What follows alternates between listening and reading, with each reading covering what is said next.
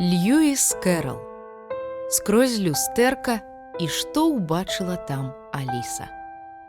Пераклад з англійскай мовы Веры Бурлак.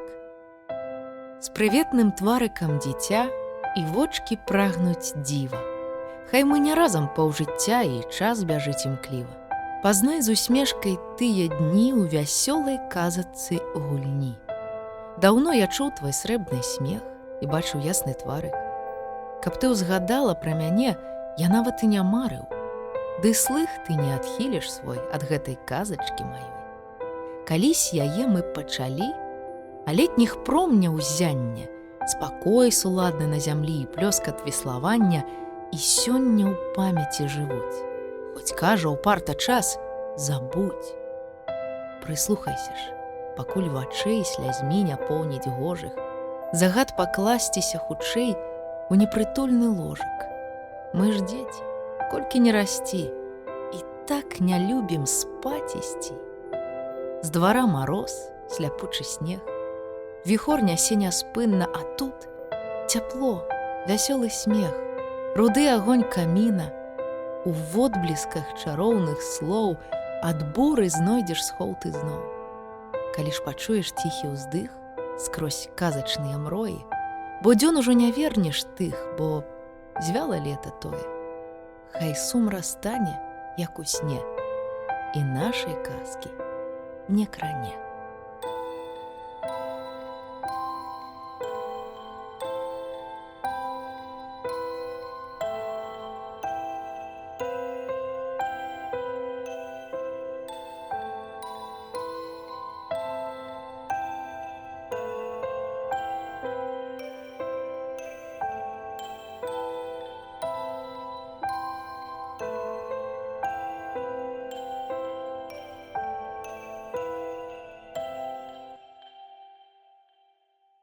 Прадмова аўтара.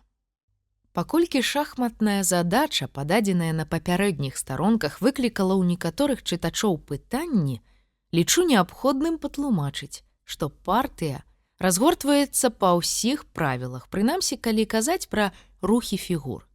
Чаргаванне хадоў чорных і белых, што, праўда, вытрымліваецца не так строга, як мае быць. А ракіроўцы трох каралеваў толькі умоўна адпавядае іх уваход у палац. Але кожны, хто патурбуецца расставіць фігуры на досцы і прайсці асноўныя хады, пераканаецца, што шах беламу каралю на 6-м ходзе, страта чорнага каня на 7-м і фінальныя шах і мат чорнаму каралю здзяйсняюцца ў поўнай адпаведнасці з правіламі гульні. Каляды, 1887 год.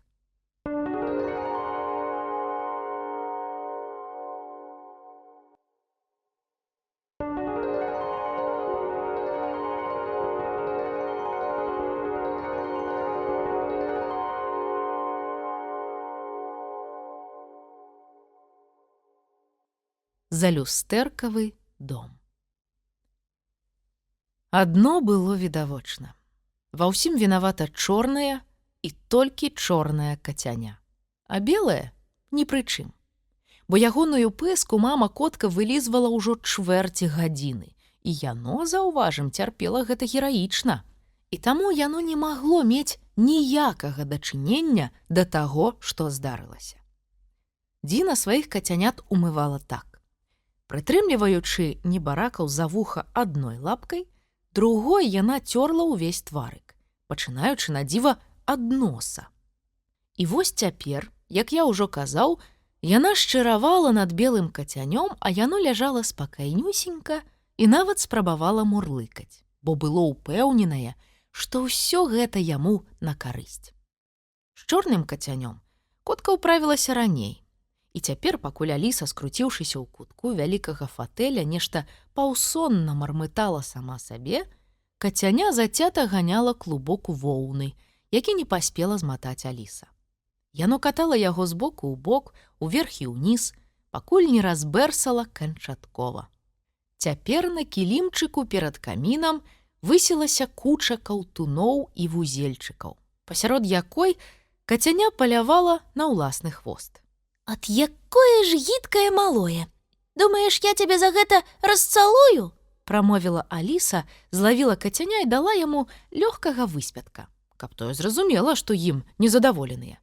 Напраўду, Дзіне, варта было б навучыць цябе добрым паводзінам. Чуеш, Дзіна, яшчэ як варта. Дадала яна з дакорам і так сурова, як толькі магла. Потым Аліса зноў ускараскалася ў фатэль, узяўшы з сабой кацяня і воўну, і пачала змотваць клубок. Але рабілася гэта не надта хутка, бо Аліса ўвесь час нешта казала то кацяняці, то сабе самой. Кацяня вельмі ціхмяна сядзела ў яе на каленях і сачыла за тым, як змотваецца клубок, час ад часу кранаючы яго лапкай, быццам хацела дапамагчы. Ці ведаеш ты, Кіці, што будзе заўтра? Пачала Аліса. Ты б зразумела гэта, калі б уранку глядзела са мной у акно. Але Дзіна цябе тады якраз чысціла. А я бачыла, як хлопчыкі збіралі вецце для вогнішча. А для яго, Кіці, трэба вельмі шмат вецця. Але зрабілася так холадна і пайшоў такі снег, што яны мусілі сысці. Але нічога, Кіці, заўтра мы пойдзем глядзець на вогнішча. Тут Аліса наматала трохі воўны кацяняці на шыйку. Паглядзець, што з гэтага атрымаецца. Узнялася валтузня. Клубок скаціўся на падлогу, і на кілімчык зноў леглі пасмы разматанай воўны. Ведаеш, Кіці, я так раззлавалася, калі ўбачыла, што ты нарабіла, працягнула Аліса, калі яны утульна ўладкаваліся ў фатэлі. Яшчэ трошкі, і я б адчыніла акно і выкінула цябе ў снег. І ты гэта заслужыла, дарагуля моя невыносная. Ну, што скажаш, а? Не, не перапыняй мяне. Аліса ўзняла палец. Зараз я табе ўсё ўзгадаю. Па-першае, ты двойчы піскнула падчас ранішняга ўмывання. Адмаўляць бессэнсоўна, Кіці, я гэта чула. Што? Тут Аліса зрабіла выгляд, быццам слухае кацянячы адказ. Дзіна трапіла табе лапай у вока? Дык ты сама вінаватая. Вочы трэба заплюшчваць. У заплюшчанае вока яна б не трапіла. Не апраўдвайся, а слухай. Па-другое, калі я паставіла сподак з малаком для сняжынкі, ты адцягнула яе за хвост. Ах, ты вельмі хацела піць. А ты не падумала, што яна таксама хоча піць? І нарэшце, па-трэцяе, ледзьве я адвярнулася, ты разматала ўсю маю воўну. 3 злачынствы, Кіці, і яшчэ ніводнага пакарання. Добра, адкладзем гэта да наступнае серады. Цікава. А калі б усе мае пакаранні адкладалі на нейкі дзень, напрыклад, на канец года, разважала яна ўжо больш з сабою, чым з кацянём. Напэўна, у гэты дзень мяне пасадзілі б у турму. Ці калі б за кожнае свавольства мяне пакідалі без абеду. Тады б рэшце я засталася без 50 абедаў адразу. Але гэта яшчэ нічога. Вось калі б мне давялося ўсе гэтыя абеды з'есці. Чуеш, Кіці, як за вокнамі падае снег? Такі прыгожы і мяккі, быццам хоча расцалаваць усю шыбіну. Напэўна, снег любіць і дрэвы, і палі, бо цалуе іх перад сном так пяшчотна. І потым накрывае такой чыстенькай, пухкай і белай коўдрай. Мабыць, ён ім кажа: спіце, любыя, да самага лета. А калі яны ўлетку прачнуцца, то апрануць усё зялёнае і будуць з ветрыкам танчыць. Якая ж прыгажосць! Аліса запляскала ў ладкі, і клубок зноў выпаў. Вось бы так і было. Бо ўвосень, калі жоўкне лісце, дрэвы напраўду нібыта сонныя. Кіці, а ты гуляеш у шахматы? Не усміхайся, любая, я сур'ёзна. Вось калі мы сёння гулялі, ты ж сачыла за намі, быццам усё разумела. А калі я сказала шах, ты замуркала. Гэта быў такі шах, Кіці, і я б выйграла, калі б гэты гідкі конь не пралез у мае фігуры. Мілая Кіці, а давай мы будзем... Тут я мушу ўсё тое патлумачыць. Ледзьве не палова з усяго, што казала Аліса, пачыналася з «давай мы будзем». Літаральна учора яна моцна паспрачалася з сястрой і ўсё таму, што прапанавала: «А давай мы будзем каралямі і каралевамі». Сястра вельмі любіла дакладнасць і таму даводзіла, што ў дзвюх гэта немагчыма. Аліса нарэшце здалася і прапанавала: «Добра, ты будзеш адной з іх, а я усімі астатнімі». А калісьці яна няжартам напалохала старую няньку, раптоўна крыкнуўшы ёй у самае вуха: «Няня, а давай я буду галодная гіена, а ты костка». Але мы ледзь не забылі пра гутарку Алісы з кацянём. А давай, Кіці, ты будзеш чорнай каралевай. Глядзі, калі б ты села і склала рукі, вы з ёй былі б адно ў адно. Ну, давай паспрабуем, Кіцечка. Аліса ўзяла са стала чорную каралеву і паставіла перад кацянём як узор для пераймання. Аднак з гэтага мала што атрымалася, бо, як потым сказала Аліса, кацянё не магло як след скласці лапкі. За гэта Аліса паднесла яго да люстэрка, хай бачыць сваю кіслую пыску, і дадала: «Калі ты зараз не выправішся, я закіну цябе ў залюстэркавы дом. Што, страшна? Ах, Кіці, слухай мяне ўважліва і не перапыняй. Я апавяду табе пра залюстэркавы дом. Па-першае, пакой, які ты бачыш скрозь гэтае шкло, такі самы, як наша гасцёўня, толькі там усё наадварот. Калі залезці на крэсла, ён бачны ўвесь, ці амаль увесь, акрамя маленечкага кавалачка з камінам. Як бы я хацела пабачыць гэты кавалачак. Вось проста карціць даведацца, ці запальваюць яны агонь узімку. Гэтага ніколі дакладна не вызначыш, пакуль не задыміць наш камін. Тады і ў тым пакоі таксама ідзе дым. Але раптам там толькі робяць выгляд, быццам запальваюць агонь. А яшчэ кнігі там падобныя да нашых, але словы ў іх незразумелыя. Я гэта ведаю, бо падносіла адну нашу кнігу да люстэрка, і адтуль таксама паднеслі кнігу. Кіці, а ты хочаш жыць у залюстэркавым доме? Цікава, ці далі б табе там малака? Зрэшты, можа, яго і нельга піць? Ой, Кіці, а давай выйдзем у калідор. Мы можам трошачкі зазірнуць у калідор залюстэркавага дома, калі адчынім дзверы нашай гасцёўні на ўсю шырыню. Той калідор, прынамсі тое, што бачна, вельмі падобны да нашага. Але ж далей ён можа быць зусім іншым. Кіці, калі б мы толькі маглі трапіць у залюстэркавы дом, там, напэўна ж, ёсць такія дзівосныя рэчы. Кіці, а давай будзем быццам бы ведаць, як туды трапіць. Нібыта люстэрка мяккая, як марля, і мы можам прайсці яго наскрозь. Так яно напраўду быццам туманіцца. І прайсці праз яго зусім лёгка. Аліса казала гэта ўжо седзячы на каміннай паліцы. Хоць наўрад ці памятала, як там апынулася. А люстэрка сапраўды раставала, як блішчасты срэбны туман. У момант Аліса апынулася з таго боку люстэрка і лёгка саскочыла ў залюстэркавы пакой.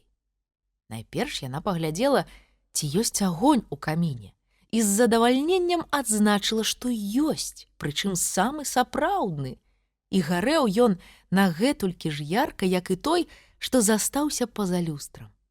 Значыцца, у гэтым пакоі павінна быць цёпла, як і ў тым, падумала Аліса, і нават цяплей, бо тут мяне ніхто ад агню не адганяе. А цікава ж будзе, калі мяне ўбачаць у люстэрка, а дастаць не змогуць. Трохі агледзеўшыся, Аліса заўважыла, што ўсё бачнае з таго пакоя сапраўды звычайнае і нецікавае, а вось астатняе цалкам адрознівалася. Напрыклад, карціны на сцяне ля каміна выглядалі жывымі, а гадзіннік на каміннай паліцы, у люстэрка ён быў бачны толькі ззаду, усміхаўся Алісе старэчым тварыкам. Гэты пакой не такі ахайны, як наш, падумала Аліса, калі заўважыла сярод вуголля ў ачагу некалькі шахматных фігурак. Але праз хвілю яна здзіўлена ўскрыкнула і нахілілася, каб разгледзець іх бліжэй. Фігуркі прагульваліся парамі. Вось чорны кароль і чорная каралева, Сказала Аліса шэптам, каб не спалохаць іх.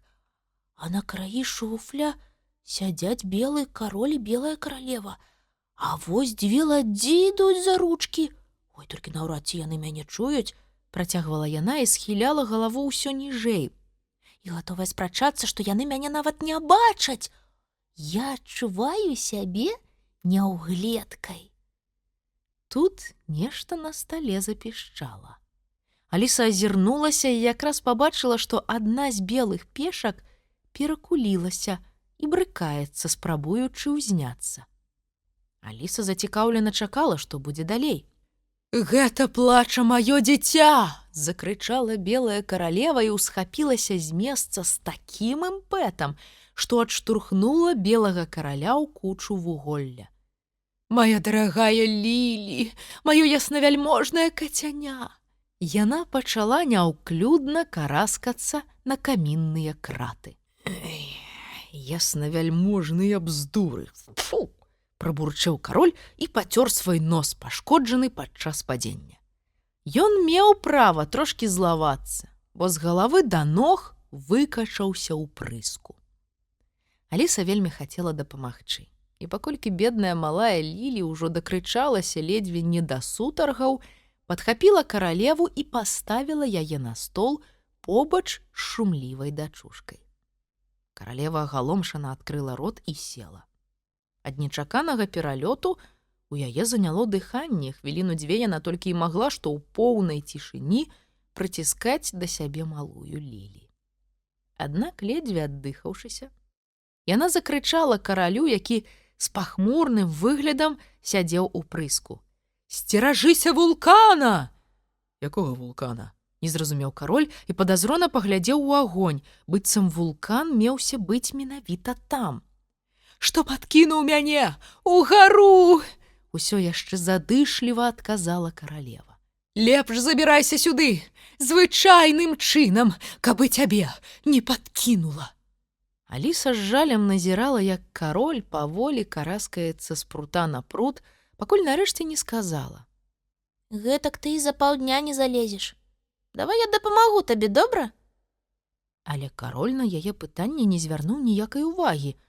Ён проста не чуў і не бачыў Алісу.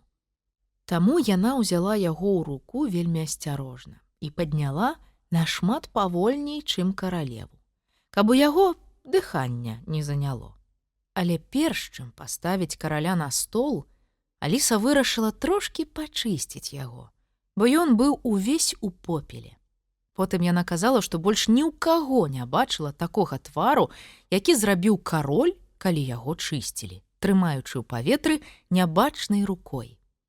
Ён быў занадта здзіўлены, каб крычаць, але ягоныя вусны і вочы раскрываліся ўсё шырэй і шырэй і рабіліся ўсё круглейшымі і круглейшымі, пакуль у Алісы ад смеху не дрыгнула рука, і кароль ледзьве не выпаў з яе на падлогу. «Ой, калі ласка, даражэнькі, не крывіцеся так!» — папрасіла яна, зусім забыўшыся, што кароль яе не чуе. «Мне так смешна, што я магу вас не ўтрымаць. І закрыйце рот, а то ўвесь попел заляціць туды. Ну вось, цяпер вы быццам дастаткова чысты».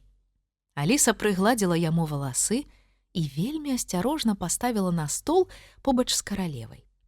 Кароль адразу ж упаў на спіну і зусім замёр. Аліса трохі занепакоілася, ці не нарабіла яна чаго кепскага, і пайшла шукаць вады, каб папырскаць на караля. Аднак не знайшла нічога, акрамя бутэлечкі з атрамантам. І, вярнуўшыся да стала, убачыла, што кароль ужо апрытомніў і напалоханым шэптам перамаўляецца з каралевай. Так ціха, што Аліса іх ледзьве чула. Кароль казаў: «Дарагая, клянуся, я пахаладнеў да самых кончыкаў маіх бакенбардаў». А каралева адказвала: У цябе ж няма ніякіх бакенбардаў. Кароль працягваў: «О, я ніколі не забудуся на гэтую жахлівую хвіліну». «Забудзеш», — адказала каралева, «калі не запішаш у нататнік». Аліса з вялізнай цікаўнасцю назірала, як кароль дастаў з кішэні агромністы нататнік і пачаў пісаць. Раптам ёй прыйшла забаўная думка. Аліса ўзялася за кончык алоўка, які тырчаў у яго з-за пляча, і пачала пісаць сама. Бедны кароль зусім разгубіўся. Нейкі час ён моўчкі змагаўся з алоўкам, але куды яму было цягацца за Алісай?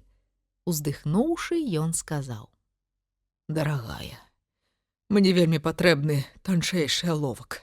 З гэтым я трошкі не даю сабе рады. Ён піша тое, чаго я зусім не хацеў».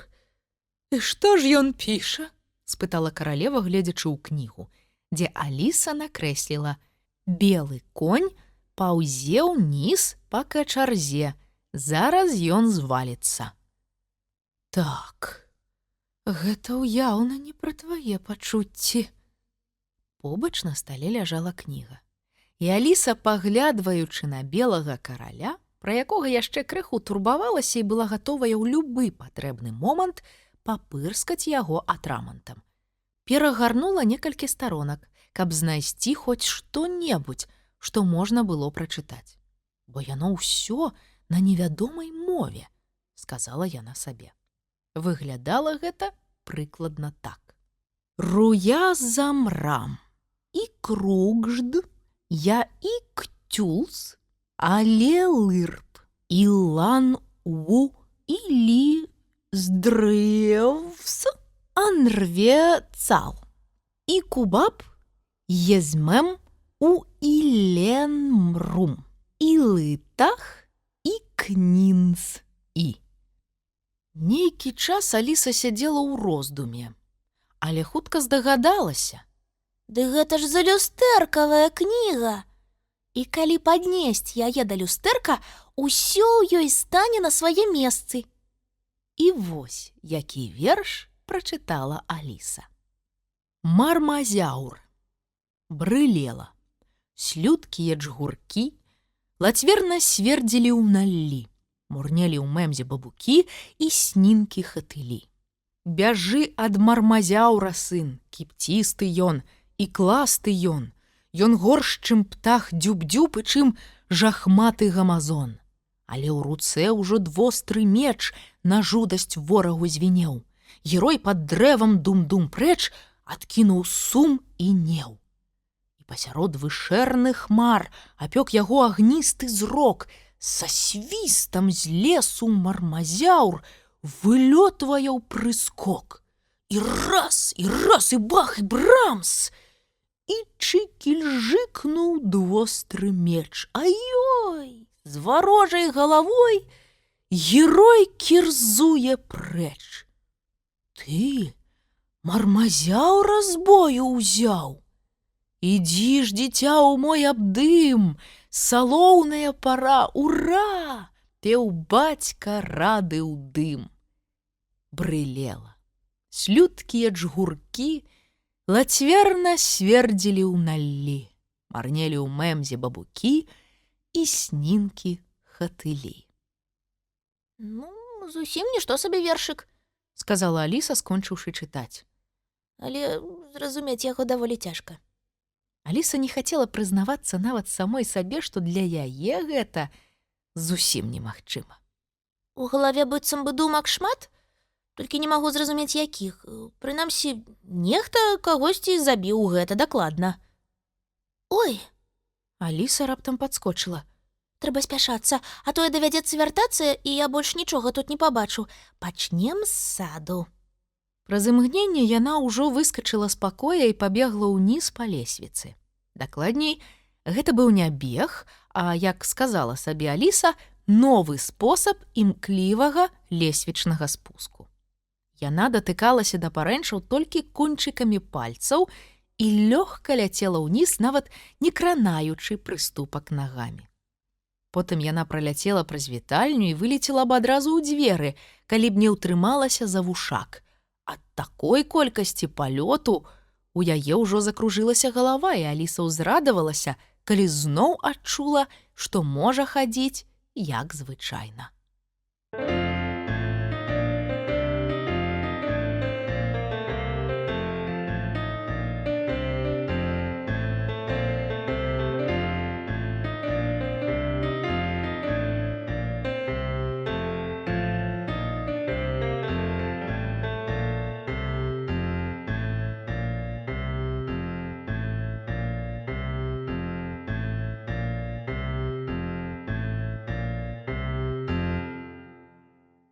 Сад з гаваркімі кветкамі. З вяршыні гэтага ўзгорка я ўбачыла б сад нашмат лепей, Сказала сабе Аліса.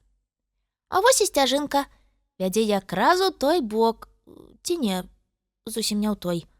Аліса трохі прайшла па сцяжынцы, якая некалькі разоў крута павярнула. Але ж урэшце яна павінна туды прывесці. Як жа дзіўна яна закручваецца. Просто глядь, Сара, не сцяжынка. Ну ўжо гэты паварот мусіць прывесці да ўзгорка. І зноў не! Ён ідзе акурат да дома. Ай, паспрабую пайсці іншай дарогай. Яна так і зрабіла. Паднялася ўгару, спусцілася ўніз, паспрабавала павярнуць у розныя бакі. Але што б яна не рабіла, заўсёды вярталася дадома.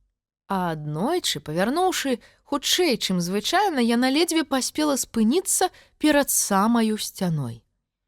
Не, ну пра гэта не варта і казаць, Прамовіла Аліса, быццам спрачаючыся з домам. Назад я пакуль не збіраюся, інакш мне давядзецца прайсці праз люстэрка, назад у стары пакой, і на гэтым усе мае прыгоды скончацца. Так што Аліса рашуча павярнулася спінай да дома і зноў рушыла па сцяжынцы. Яна вырашыла нікуды не зварочваць, пакуль не дойдзе да ўзгорка. Некалькі хвілін усё было добра, і Аліса ўжо ўзрадавалася. Нарэшце я туды траплю. Але раптам сцяжынка крута павярнула, скаланулася, так потым апісвала Аліса, і праз момант зноў прывяла да дзвярэй дома. Гэта ўжо занадта, Разлавалася Аліса. Упершыню бачу дом, які выскоквае перад табой на кожным кроку. Жах! Тым часам узгорак быў выдатна бачны, і Алісе давялося пачаць шлях да яго зноў. Гэтым разам яна прыйшла да вялікага кветніка, абкружанага стакроткамі, а пасярэдзіне расла высокая вярба. О, ты гровая лілея! Звярнулася Аліса да кветкі, якая грацыёзна пагойдвалася пад ветрыкам. Шкада, што ты не размаўляеш. Чаму не? Размаўляю, сказала тыгровая лілея. Вядома ж, калі ёсць вартыя суразмоўцы. Аліса так здзівілася, што не магла вымавіць ні слова. Тыгровая лілея зноў загайдалася, і толькі праз нейкі час Аліса наважылася спытаць прыцішана, амаль шэптам: І тут усе кветкі могуць размаўляць? Не горш за цябе, адказала тыгровая лілея. І нават значна гучней. Проста у нас няма завядзёнкі пачынаць гутарку першымі, сказала Ружа. А мне дык і цікава было. Ці загаворыш ты? Я адразу сабе сказала, у ейным твары бачны нейкі розум, хоць і не надта вялікі. Прынамсі, колер у цябе правільны, а гэта ўжо шмат. Што твой колер? Запярэчыла тыгровая лілея. Вось калі б ейныя пялёсткі загіналіся трохі больш, было б усё ў парадку. Алісе не спадабалася, што яе так абмяркоўваюць, таму яна загаварыла сама. А вы не баіцеся расці тут адны? Зусім безабаронныя? Чаму безабаронныя? А дрэва, сказала Ружа. Для чаго яшчэ яно тут? Дрэва? Але што ж яно можа зрабіць у выпадку небяспекі? Па-першае, у яго ёсць кара, каб караць злачынцаў. А па-другое, яно гучна крычыць, адказала Ружа. У яго ёсць галлё, патлумачыла стакротка. Вось яно і галлёкае. Няўжо ты гэтага не ведала? Здзівілася іншая стакротка, і ўсе кветкі пачалі разам крычаць. Паветра проста перапоўнілася тонкімі пранізлівымі галаскамі. Ды ціха вы ўсе! Сыкнула на іх тыгровая лілея. Яна ўсхвалявана разгойдвалася і ажно трымцела ад узбуджэння. Нарэшце яна ўздыхнула, схіліўшы дрохкую галоўку да Алісы. Шкада, мне да іх не дастаць. А тое б яны і не піскнулі. Нічога, суцешыла Аліса, нахілілася да стакротак, якія зноў залапаталі, і шапнула: «Калі не прытрымаеце язычкі, я вас пазрываю». Адразу запанавала цішыня.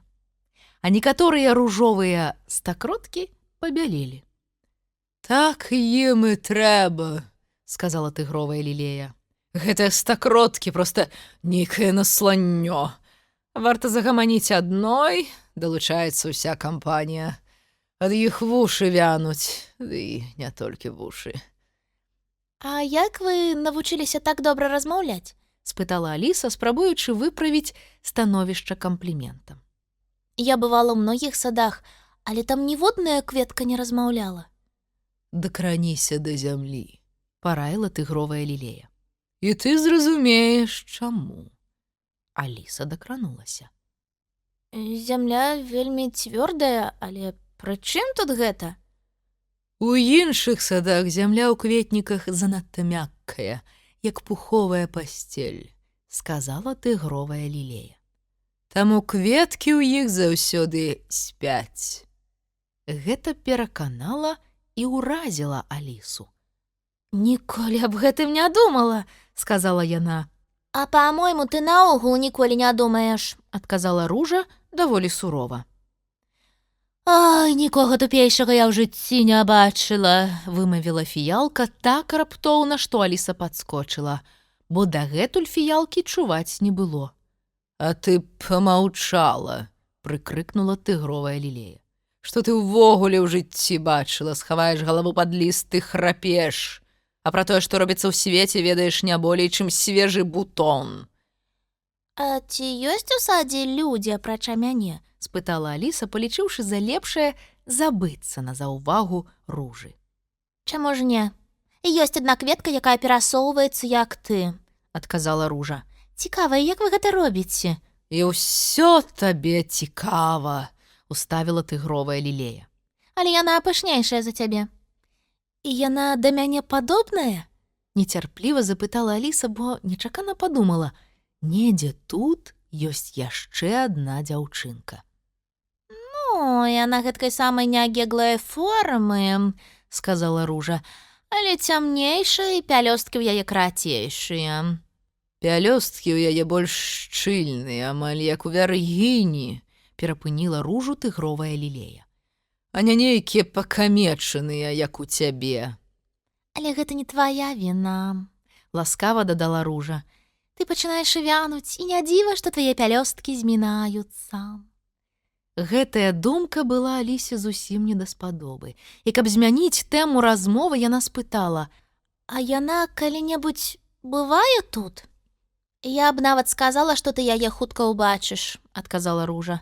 Яна з сямейства шыпаватых. А дзе ў яе шыпы? Ну, вакол галавы, вядома ж, адказала Ружа. Цікава, чаму гэта ў цябе іх няма? Мне здавалася, яны ў вас абавязковыя. Вон яна! Закрычала Рагулька. Я чую яе крокі. Туп-туп, пажвіры. Аліса імкліва азірнулася і ўбачыла чорную каралеву. Як яна вырасла! Адразу заўважыла Аліса. І напраўду, раней у попеле каля каміна яна была цалі 3 даўжынёй, а цяпер на палову галавы вышэйшая за Алісу. Вось што робіць свежае паветра, адзначыла Ружа. Тут паветра проста цудоўнае. Пайду ёй насустрач, сказала Аліса. Як не цікавілі яе кветкі, гутарка з сапраўднай каралевай была нашмат важнейшая. Нічога ў цябе не атрымаецца, папярэдзіла Ружа. Я б табе параіла ісці ў адваротным напрамку. Гэта была відавочная бязглуздзіца. Таму Аліса нічога не адказала і папраставала да чорнай каралевы. Але як не дзіўна, адразу ж страціла яе з відавоку і зноў апынулася перад дзвярыма дома. Крыху раздражнёная, яна павярнула назад. І калі нарэшце ўгледзела каралеву, якая апынулася вельмі далёка, паспрабавала цяпер ісці ў адваротны бок. І гэта выдатна падзейнічала. Не прайшло і хвіліны, як Аліса вочы ў вочы ўбачыла чорную каралеву і апынулася ля ўзгорка, якога так доўга і марна спрабавала дасягнуць. «Адкуль ты ідзеш?» – спытала чорная каралева. «І куды? Глядзі мне ў вочы і адказвай як след і не круці ўвесь час пальцамі». Аліса выслухала гэтыя інструкцыі і, як магла, паспрабавала патлумачыць, што яна згубіла дарогу. «Не разумею. Як ты магла згубіць тое, што табе ніколі не належала?» – сказала каралева. «Усе дарогі тут мае». І лагадней дадала: «Але як ты наогул сюды зайшла? Рабі рэверанс, пакуль думаеш, гэта зберагае час». Аліса трохі здзівілася, але з павагі да каралевы не стала пярэчыць ёй. «Трэба будзе паспрабаваць гэта дома», – падумала яна, «калі наступным разам спазнюся на абед». «Час адказваць», – абвясціла каралева, паглядзеўшы на гадзіннік. «Адкрывай рот трохі шырэй, калі кажаш, і заўсёды дадавай «Ваша вялікасць». І я проста хацела паглядзець сад, ваша вялікасць». «Добра», – сказала каралева і пагладзіла Алісу па галаве, што ёй зусім не спадабалася. «Але хіба гэта сад? Я бачыла сады, побач з якім гэты проста пустэльня». Аліса не спрачалася і працягвала: «І я думала, што змагу знайсці дарогу на вяршыню ўзгорка». «Хіба гэта ўзгорак? Я магу паказаць табе ўзгоркі, у параўнанні з якімі гэты проста даліна». «Наўрад ці», – сказала Аліса, сама здзівіўшыся, што нарэшце запярэчыла каралеве. «Узгорак ніяк не можа быць далінай, гэта бязглуздзіца». Чорная каралева пахітала галавой. «Хіба гэта бязглуздзіца?» – сказала яна. «Вось я чула такія бязглуздзіцы, побач з якімі гэтая разумнейшая за тлумачальны слоўнік». Аліса зноў зрабіла рэверанс, бо пабаялася трохі пакрыўджанага тону каралевы. Далей яны пайшлі моўчкі і апынуліся на вяршыні ўзгорка. Некалькі хвілін Аліса не казала нічога і толькі глядзела ва ўсе бакі, а наваколле было вельмі дзіўным. Мноства ручайкоў працягнулася ад краю да краю, а трава паміж імі была падзелена на квадраты агароджамі, пастаўленымі ад ручайка да ручайка. «Па-мойму, гэта нагадвае вялікую шахматную дошку», – нарэшце вымавіла Аліса. «Недзе тут павінны быць і фігуры, і я іх бачу». З задавальненнем дадала яна, і яе сэрца ад захаплення забілася хутчэй. «Гэта ж вялікая шахматная гульня, і ў яе тут гуляе ўвесь свет, калі гэта наогул свет. Як цікава! Я так хацела б быць адной з фігур. Няхай нават пешкай, толькі б мяне ўзялі ў гульню. Хаця, вядома ж, лепей, каб я была каралевай». Тут яна, сумеўшыся, зірнула на сапраўдную каралеву, але тая толькі ўсміхнулася і сказала: «Гэта зрабіць лёгка. Калі хочаш, будзь белай каралеўскай пешкай. Бо Лілі яшчэ замалая, каб гуляць. Ты якраз стаіш на другой пачатковай клетцы, калі трапіш на 8-ю клетку, станеш каралевай». І якраз у гэты момант яны пабеглі. Узгадваючы пра гэта пазней, Аліса ніяк не магла зразумець, як гэта ў іх атрымалася. Яна памятала толькі, што яны беглі, трымаючыся за рукі. Інакш Аліса адстала б, так хутка неслася каралева. Больш за тое, яна ўвесь час крычала «хутчэй», хаця Аліса адчувала, што хутчэй ужо немагчыма. Але сказаць пра гэта яна не магла. Не было, калі нават уздыхнуць. Самае дзіўнае, што дрэвы і іншыя рэчы вакол іх стаялі на месцы. І як хутка яны не беглі, ні ў якое іншае месца не траплялі. І чаму гэта ўсё рухаецца разам з намі? Гадала бедная Аліса, а каралева быццам пачула яе думкі, бо закрычала «Хутчэй! І ні слова!» Алісе не надта і хацелася размаўляць. Ёй нават здавалася, што яна ніколі ўжо і не зможа рабіць гэта, бо за ўсё жыццё не аддыхаецца. А каралева ўсё казала «Хутчэй, хутчэй!» і цягнула яе за сабой. Мы хутка будзем на месцы, Нарэшце выдыхнула Аліса. «Будзем на месцы», — паўтарыла каралева. «Ды мы ўжо мінулі яго 10 хвілін таму, хутчэй!» Нейкі час яны беглі моўчкі. Толькі вецер свістаў у Алісіных вушах, і, як ёй здавалася, ледзь не здзімаў з галавы валасы.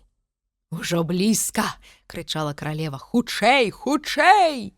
І яны беглі з такой хуткасцю, што здавалася, быццам яны слізгаюць па паветры, ледзьве кранаючы нагамі зямлю. Раптам, калі Аліса адчула, што не здольная зрабіць больш ані кроку, яны спыніліся. Аліса так задыхалася, што ажно села на зямлю. Каралева прытуліла яе да дрэва і сказала ласкава: «Адпачні трохі». Аліса агаломшана азірнулася. Але ж мы увесь час былі пад гэтым дрэвам і засталіся на тым жа месцы. «Вядома ж», — адказала каралева. «А ты чаго хацела?» У нас, — адказала Аліса яшчэ трохі задыхана, — калі бяжыш так хутка і так доўга, як мы, часцей за ўсё трапляеш у іншае месца. «Як у вас усё марудна», — усміхнулася каралева. «Тут трэба бегчы з усяе моцы, каб застацца на адным месцы. А калі хочаш трапіць у іншае, трэба бегчы ўдвая хутчэй». О, давайте лепей не будзем, — попрасіла Аліса. Мне цудоўна і тут, толькі горача і піць вельмі хочацца. «Я ведаю, што табе трэба», — сказала каралева спагадліва і дастала з кішэні маленькую скрыначку. «Хочаш печыва?» Алісе падалося няветлівым адказаць «не», хоць яна хацела зусім іншага. Аліса ўзяла печыва і з'ела. Яно было вельмі сухім. Алісе здавалася, што яна яшчэ ніколі ў жыцці нічым такім не душылася. «Ты пакуль асвяжайся», — сказала каралева, «а я зраблю вымярэнні». Яна дастала з кішэні стужку і пачала мерыць зямлю, утыркаючы сям-там маленькія слупкі. «Праз 2 ярды», — сказала яна, утыркаючы чарговы слупок, «я дам табе ўказанні. Хочаш яшчэ печыва?» Не, дзякуй, — адказала Аліса. Аднаго болей чым дастаткова. «Спадзяюся, смага прайшла». Аліса не ведала, што адказаць, але, на шчасце, каралева і не чакала адказу. Яны пайшлі далей. «Праз 3 ярды я паўтару іх, каб ты не забылася. Праз 4 я скажу табе «бывай», а праз 5 я знікну». Яна якраз паўтыркала ўсе свае слупкі, а Аліса з цікаўнасцю за ёй назірала. Вярнулася да дрэва і паволі пакрочыла ўздоўж шэрагу, які яны ўтварылі.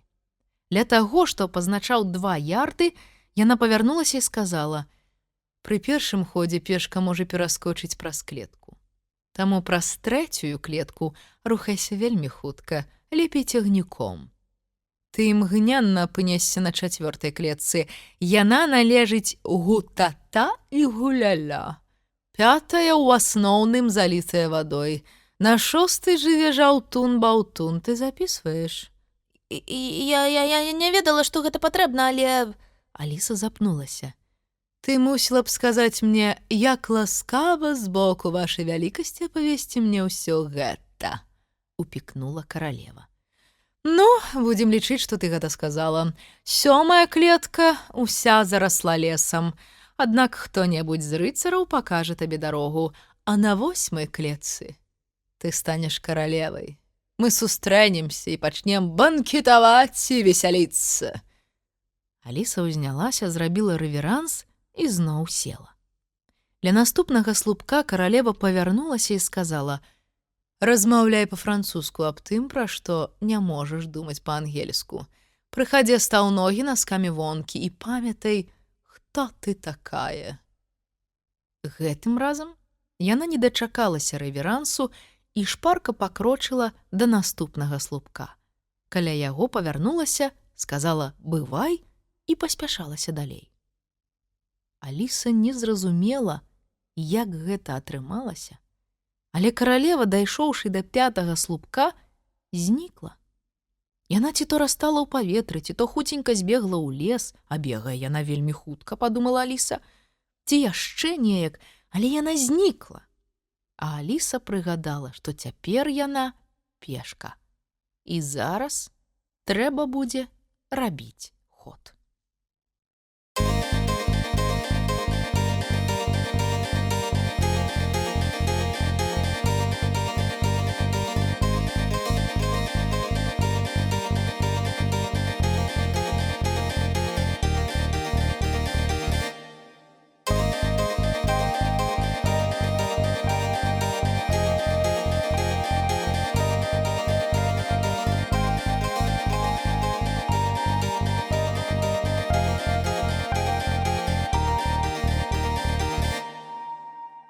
Залюстэркавая жамяра.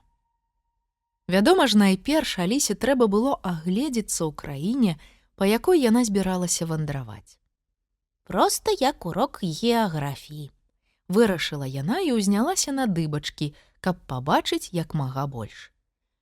Галоўныя рэкі адсутнічаюць. Галоўныя горы, я стаю на адзінай, але баюся, яна безыменная. Галоўныя гарады. Вай, а што гэта за дзіўныя істоты збіраюць мёд унізе? Не пчолы ж? Пчолаў за мілю не пабачыш. Аліса стаяла колькі хвілін, назіраючы, як адна з істот віецца сярод кветак і апускае ў іх свой хабаток. Прынамсі, калі гэта правільныя пчолы. Гэта было якраз што заўгодна, але не правільныя пчолы. Увогуле, гэта былі сланы. Гэткае адкрыццё спачатку проста агаломшыла Алісу. Якія ж вялізныя там павінны быць кветкі, падумала яна. Як дамы, толькі без дахаў і на сцяблінах. І колькі ж яны робяць мёду? Трэба спусціцца, але не зараз. Аліса ўжо была пачала спускацца з узгорка, але спынілася. Лепей не хадзіць туды без добрага дубца, тлумачыла яна сваю нерашучасць. Каб адбівацца ад сланоў. Вось будзе смеху, калі мяне спытаюць, як мне моя вандроўка. Я скажу: «О, гэта было цудоўна!» Тут яна па сваёй звычцы трасянула галавой. Толькі вельмі пыльна, горача, і так назалялі сланы. Лепей пайду другой дарогай, вырашыла яна, падумаўшы. А сланоў я магу наведаць і потым. Тым больш я так хачу хутчэй трапіць на 3-ю клетку. Гэта гучала пераканаўча. Аліса пабегла з узгорка і пераскочыла першую з 6 ручаінак. «Вашы квіткі», — сказаў кантралёр, зазіраючы ў купэ.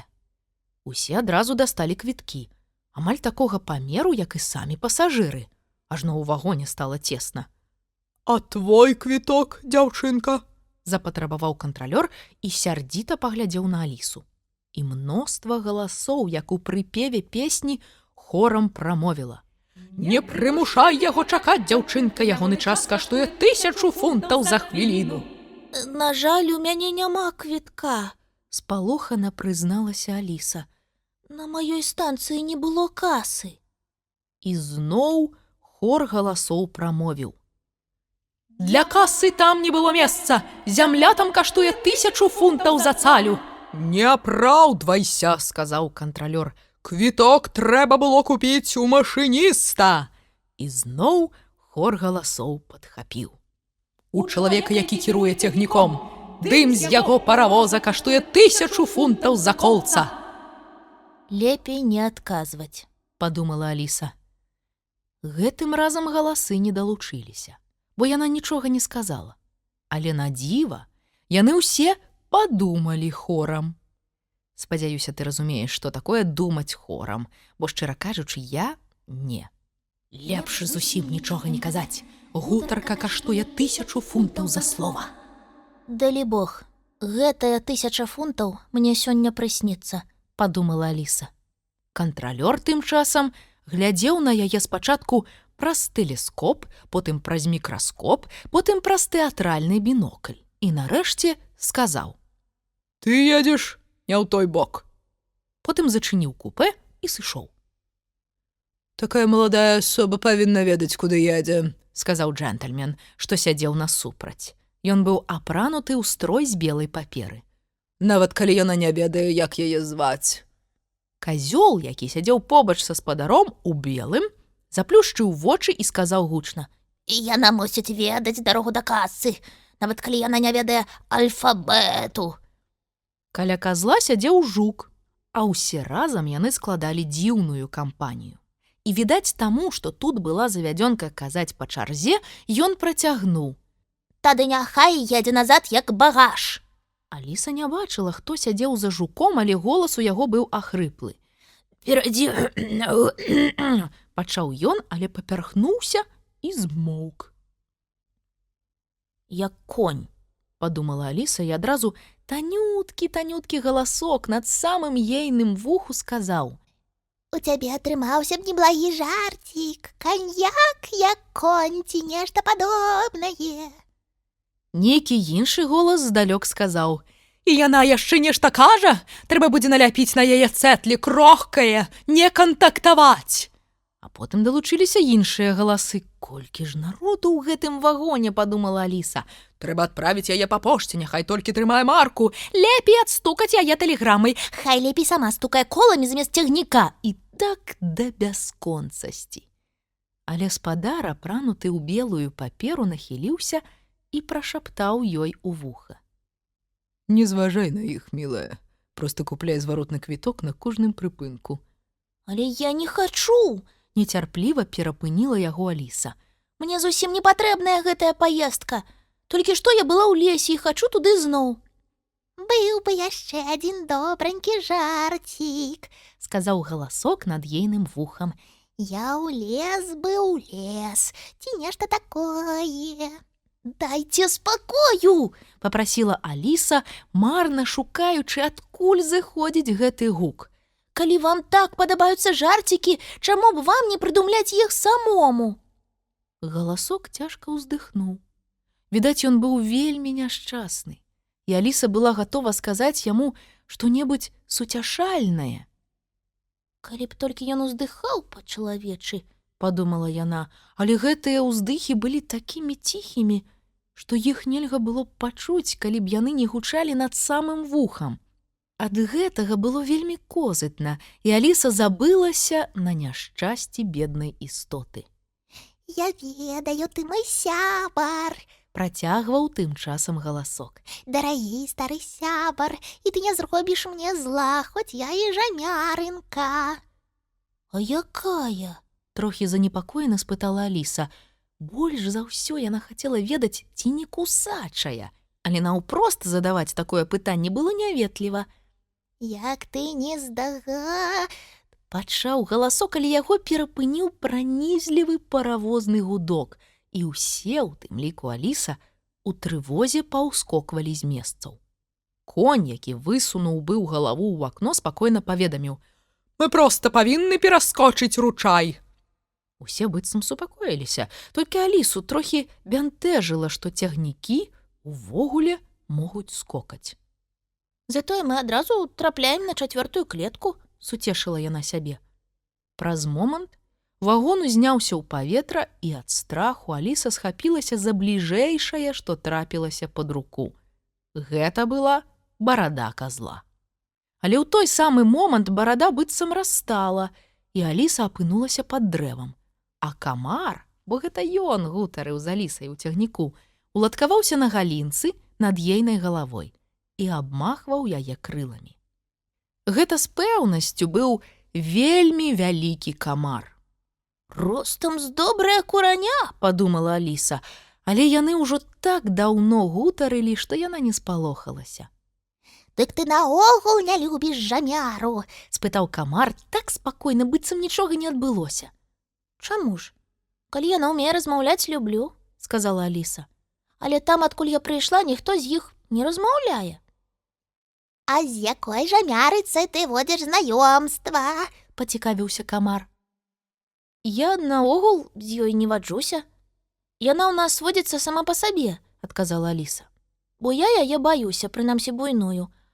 Але пра некаторых ведаю, як іх клічуць. І яны, вядома ж, прыходзяць, калі ты іх клічаш. Бесклапотна спытаў камар. Наўрад ці. Яны ж не адгукаюцца на свае назвы.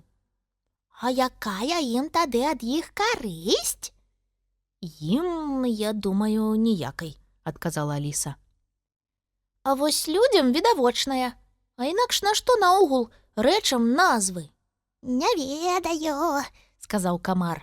Вось у тым лесе, напрыклад, няма ніякіх назваў, але мы губляем час. Дык якая ў вас ёсць жамярыца? Ну, напрыклад, авадзень, Пачала Аліса і загнула палец. Вось як, сказаў камар. А паглядзі, трохі вышэй на гэтым кусце сядзіць аваноч.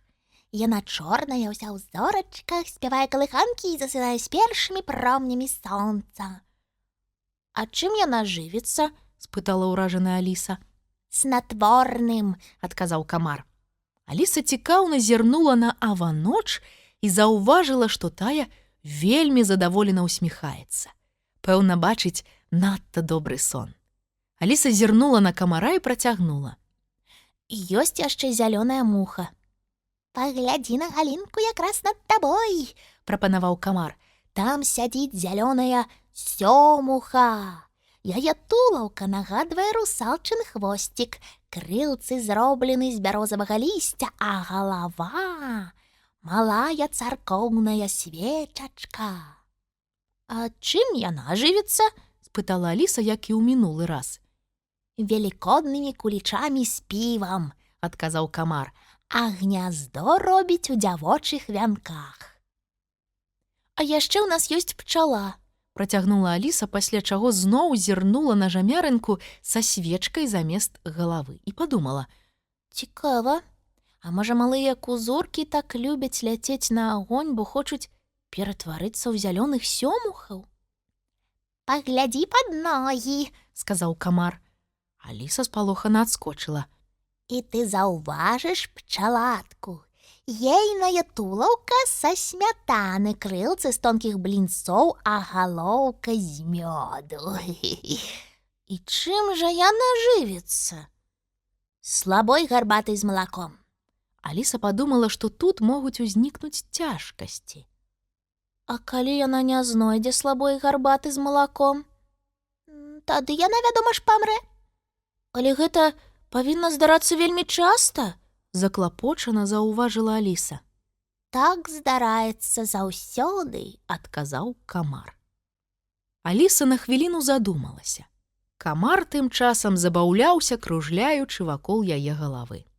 Нарэшце ён зноў сеў і сказаў. Здаецца, ты не хацела б страціць сваё імя. Вядома ж не, Сказала Аліса трохі занепакоена. а вось я не ведаю. Працягнуў камар бестурботна. Ты толькі ўяві, як зручна будзе, калі ты вернешся дадому без яго. Напрыклад, гувернантка захоча паклікаць цябе на ўрокі. Яна скажа: «Хадзі сюды» і спыніцца, таму што не будзе ведаць, якім іменем цябе клікаць. А табе зусім не трэба будзе ісці. Гэта дакладна не спрацуе, Сказала Аліса. Гувернантку гэта не спыніць. Калі яна не будзе памятаць майго імя, яна скажа: «Дзетачка». Ну дык дзетачка, а дзе урокі? Заўважыў камар. Гэта жарцік. Добра б, каб ён быў тваім. Навошта яму быць маім? Спытала Аліса. Гэта зусім няўдалы жарт. Але камар толькі цяжка ўздыхнуў, і дзве вялізныя слязы скаціліся па ягоных шчоках. Не прыдумляй жартаў, калі яны цябе так засмучаюць, параіла Аліса. Бедны камар меланхалічна ўздыхнуў яшчэ раз і гэтым уздыхам быццам здзьмуў сябе з галінкі. Калі Аліса паглядзела ўгару, там ужо нікога не было.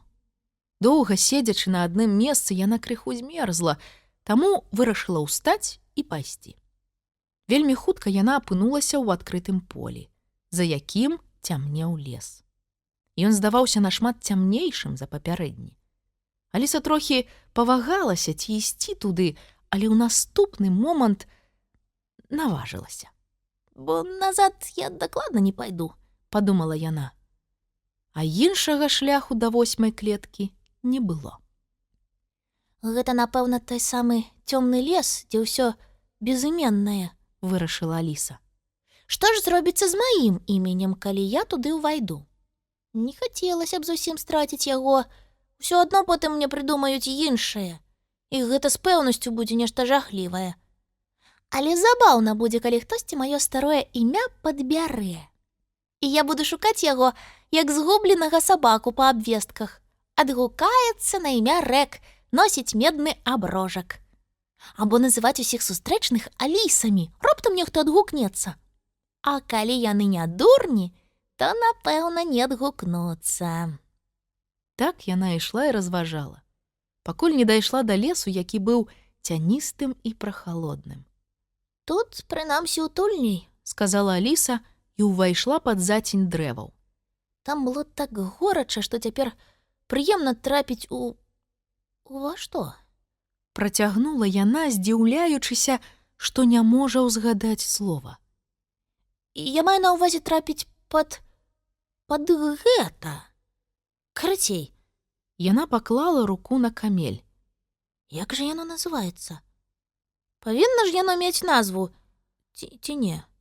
Не, яно дакладна безназоўнае. Хвіліну яна стаяла моўчкі і думала, потым зноў пачала разважаць. Значыць, усё так і ёсць. Ну і хто ж я такая? Я абавязкова ўзгадаю, калі змагу. Я мушу зрабіць гэта. Аднак як яна не білася, у яе атрымалася няшмат. І пасля доўгіх развагаў яна толькі і магла сказаць: Л. Яно дакладна пачыналася з Л. У гэты момант аднекуль з'явілася аленянё. Яно пазірала на Алісу вялізнымі пяшчотнымі вачыма і быццам зусім не баялася.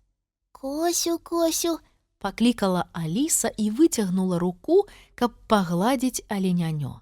Яно толькі крыху адышло і зноў спынілася, гледзячы на Алісу.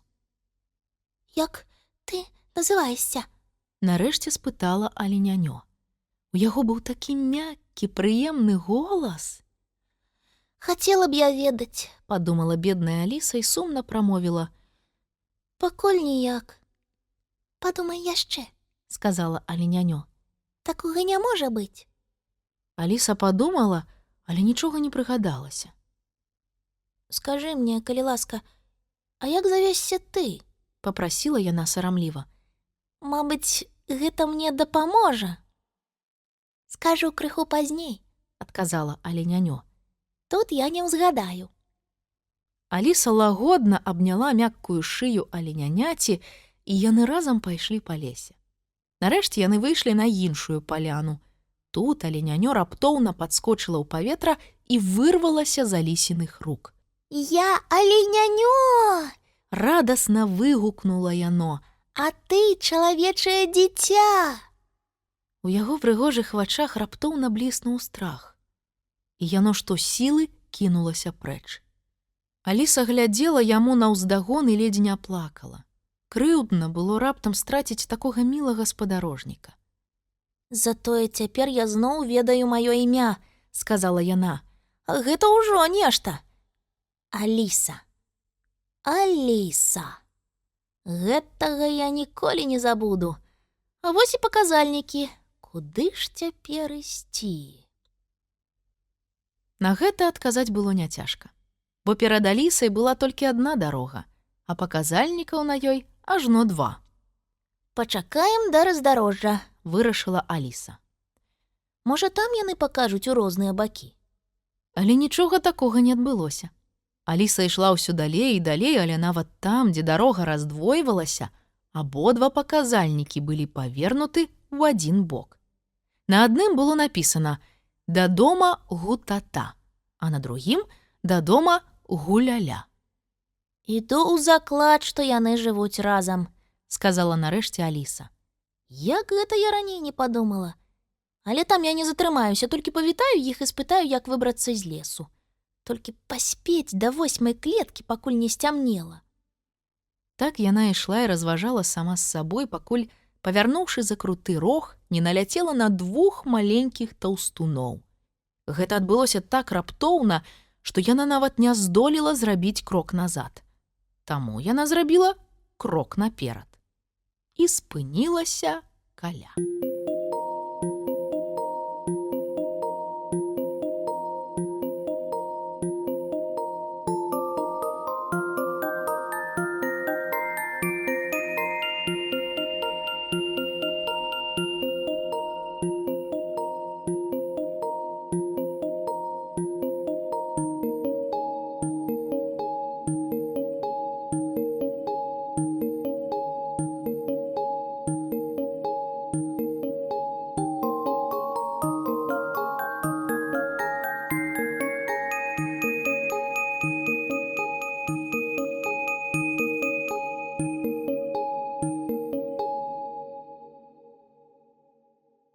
Гутата і Гуляля.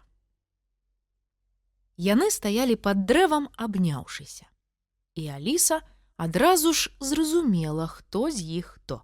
Бо ў аднаго на каўнерыку было вышыта «тата», а ў другога «ляля». Напэўна, «гу» у іх таксама ёсць, толькі яго бачна са спіны, падумала Аліса. Яны стаялі нерухома, і Аліса нават забылася, што яны жывыя. Хацела абысці іх, каб пабачыць, ці ёсць у іх ззаду на каўнерыках «гу». Таму яна ўздрыгнула ад голасу таго, хто быў падпісаны як «тата». Ты, мабыць, прымаеш нас за васковыя фігуры? Спытаў ён. Тады плаці грошы. Васковыя фігуры робяцца не для таго, каб на іх глядзелі бясплатна. Ніякім чынам. І нават наадварот. Дадаў той, хто быў пазначаны як «ляля». А калі ты думаеш, што мы жывыя, то чаму маўчыш? Вядома ж, вы жывыя, вельмі прашу мяне прабачыць. Толькі і здолела вымавіць Аліса, бо ў яе ў галаве, нібы ціканне гадзінніка, закруціліся словы старой песенькі, і Аліса ледзьве стрымалася, каб не праспяваць яе ў голас. Раз Гуляля і Гутата распачалі вайнушку, бо Гутата ў Гуляля раструшчыў бразгатушку. Але груган зляцеў з гары і каркнуў ім па карку, і з жаху горава яры забыліся на сварку. Я ведаю, пра што ты думаеш, сказаў Гутата. Але гэта не так, ніякім чынам. І нават наадварот, дадаў Гуляля. Калі б так было, так і павінна было быць, і калі так і было, то так і было. Але гэтага не было, а значыць, і быць не павінна. Логіка тут жалезная. І я думала пра тое, вельмі ветліва сказала Аліса, як хутчэй выйсці з лесу, бо бярэцца на цемру. Вы мне не падкажаце? Але малыя таўстуны толькі зірнулі адзін на аднаго і усміхнуліся. Яны так нагадвалі парачку школьнікаў, што Аліса не ўтрывала і, паказаўшы пальцам на Гутата, сказала: «Адказвай ты!» «Ніякім чынам!» жвава выгукнуў Гутата і адразу ж зашчоўкнуў рот. «А ты?» Аліса паказала на Гуляля. Яна была ўпэўненая, што пачуе «І нават наадварот!» І так яно і здарылася. «Усё няправільна!» закрычаў Гутата. «Пры сустрэчы трэба сказаць «дабрый дзень» і паціснуць адно аднаму рукі». І браты абняліся, выцягнуўшы свабодныя рукі, каб Аліса іх паціснула. Аліса не хацела аддаваць камусьці перавагу, бо баялася пакрыўдзіць другога. Таму паціснула рукі абодвум адразу. І праз хвіліну у іх ужо атрымаўся карагод. Выглядала гэта досыць натуральна, як потым узгадвала Аліса, і яе нават не здзівіла, што зайграла музыка. Яна быццам зыходзіла з дрэва, пад якім наладзіліся танцы. Само дрэва складалася, наколькі яно ўвогуле магло складацца, з галінаў, што судакраналіся, як струны і смыкі. Але сапраўдная весялосць пачалася, калі я заспявала «Карагод-карагод», казала Аліса пасля, апавядаючы ўсю гэтую гісторыю сваёй сястры. Я нават не заўважыла, як пачала спяваць, а потым неяк адчула, быццам спяваю ўжо доўга-доўга. Але тлусценькія браты вельмі хутка стаміліся. 4 кругі запар — гэта цалкам дастаткова. Выдыхнуў Гутата, і яны спыніліся гэтак жа раптоўна, як і пачалі танчыць. І ў той самы момант змоўкла музыка. Яны выпусцілі рукі Алісы і хвіліну проста стаялі і глядзелі на яе. Павісла даволі няёмкая паўза, бо Аліса разгубілася. Як распачаць гутарку з тымі, з кім яна толькі што танчыла? Наўрад ці ёсць сэнс сказаць ім «дабрый дзень» цяпер, Падумала яна. Ужо занадта позна. Спадзяюся, вы не вельмі стаміліся? Вымавіла яна нарэшце. Ніякім чынам. Але дзякуй, што пацікавілася, адказаў Гутата. Мы табе вельмі ўдзячныя, дадаў Гуляля. А ты любіш вершы? Так, вельмі люблю. Некаторыя. Няпэўна адказала Аліса. А вы не падкажаце мне, як выйсці з гэтага лесу? Што мы ёй прачытаем? Спытаў Гуляля, кінуўшы на Гутата ўсхваляваны позірк і не зважаючы на пытанне Алісы. Лепш за ўсё маржа і цеслю. Ён найдаўжэйшы, адказаў Гутата, пяшчотна абдымаючы брата. Гуляля адразу ж пачаў. Над морам сонца. Аліса рызыкнула як мага ветлівей яго перапыніць. Калі ён такі ўжо доўгі, можа, вы спачатку падкажаце, як выйсці з лесу? Гуляля пяшчотна усміхнуўся і зноў пачаў. Над морам сонца ясны дыск. Зіхцеў, аж іскры з воч. Разгладзіць хвалі ён хацеў раўнюткія, хоць кроч. І гэта дзіўна, бо паўсюль была глухая ноч. А поўні змрочнае святло пыталася: чаму? Што робіць сонца тут? Няўжо замала дня яму? Яно тут свеціць і псуе мне ўтульную турму. Вада макрэзная, хоць ли пясок сухі, як тхло. Ні яблачынкі ўводдалі. Нябёсы быццам шкло, і птушкі ў іх не лёталі, бо іх там не было. Ля мора морж і цесля ішлі у пары за руку. Яны рыдалі, бо зашмат пабачылі пяску. Каб хто яго адсюль прыбраў і склаў на тым баку. 7 цётак у 7 шчотак, каб паўгода тут мялі.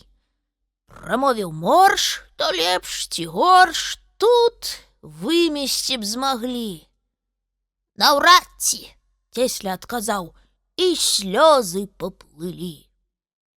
Хадзіце ж, вустрыцы, да нас! Морж кінуў кліч наўкруг, каб пагуляць, паразмаўляць, паслухаць мора гук.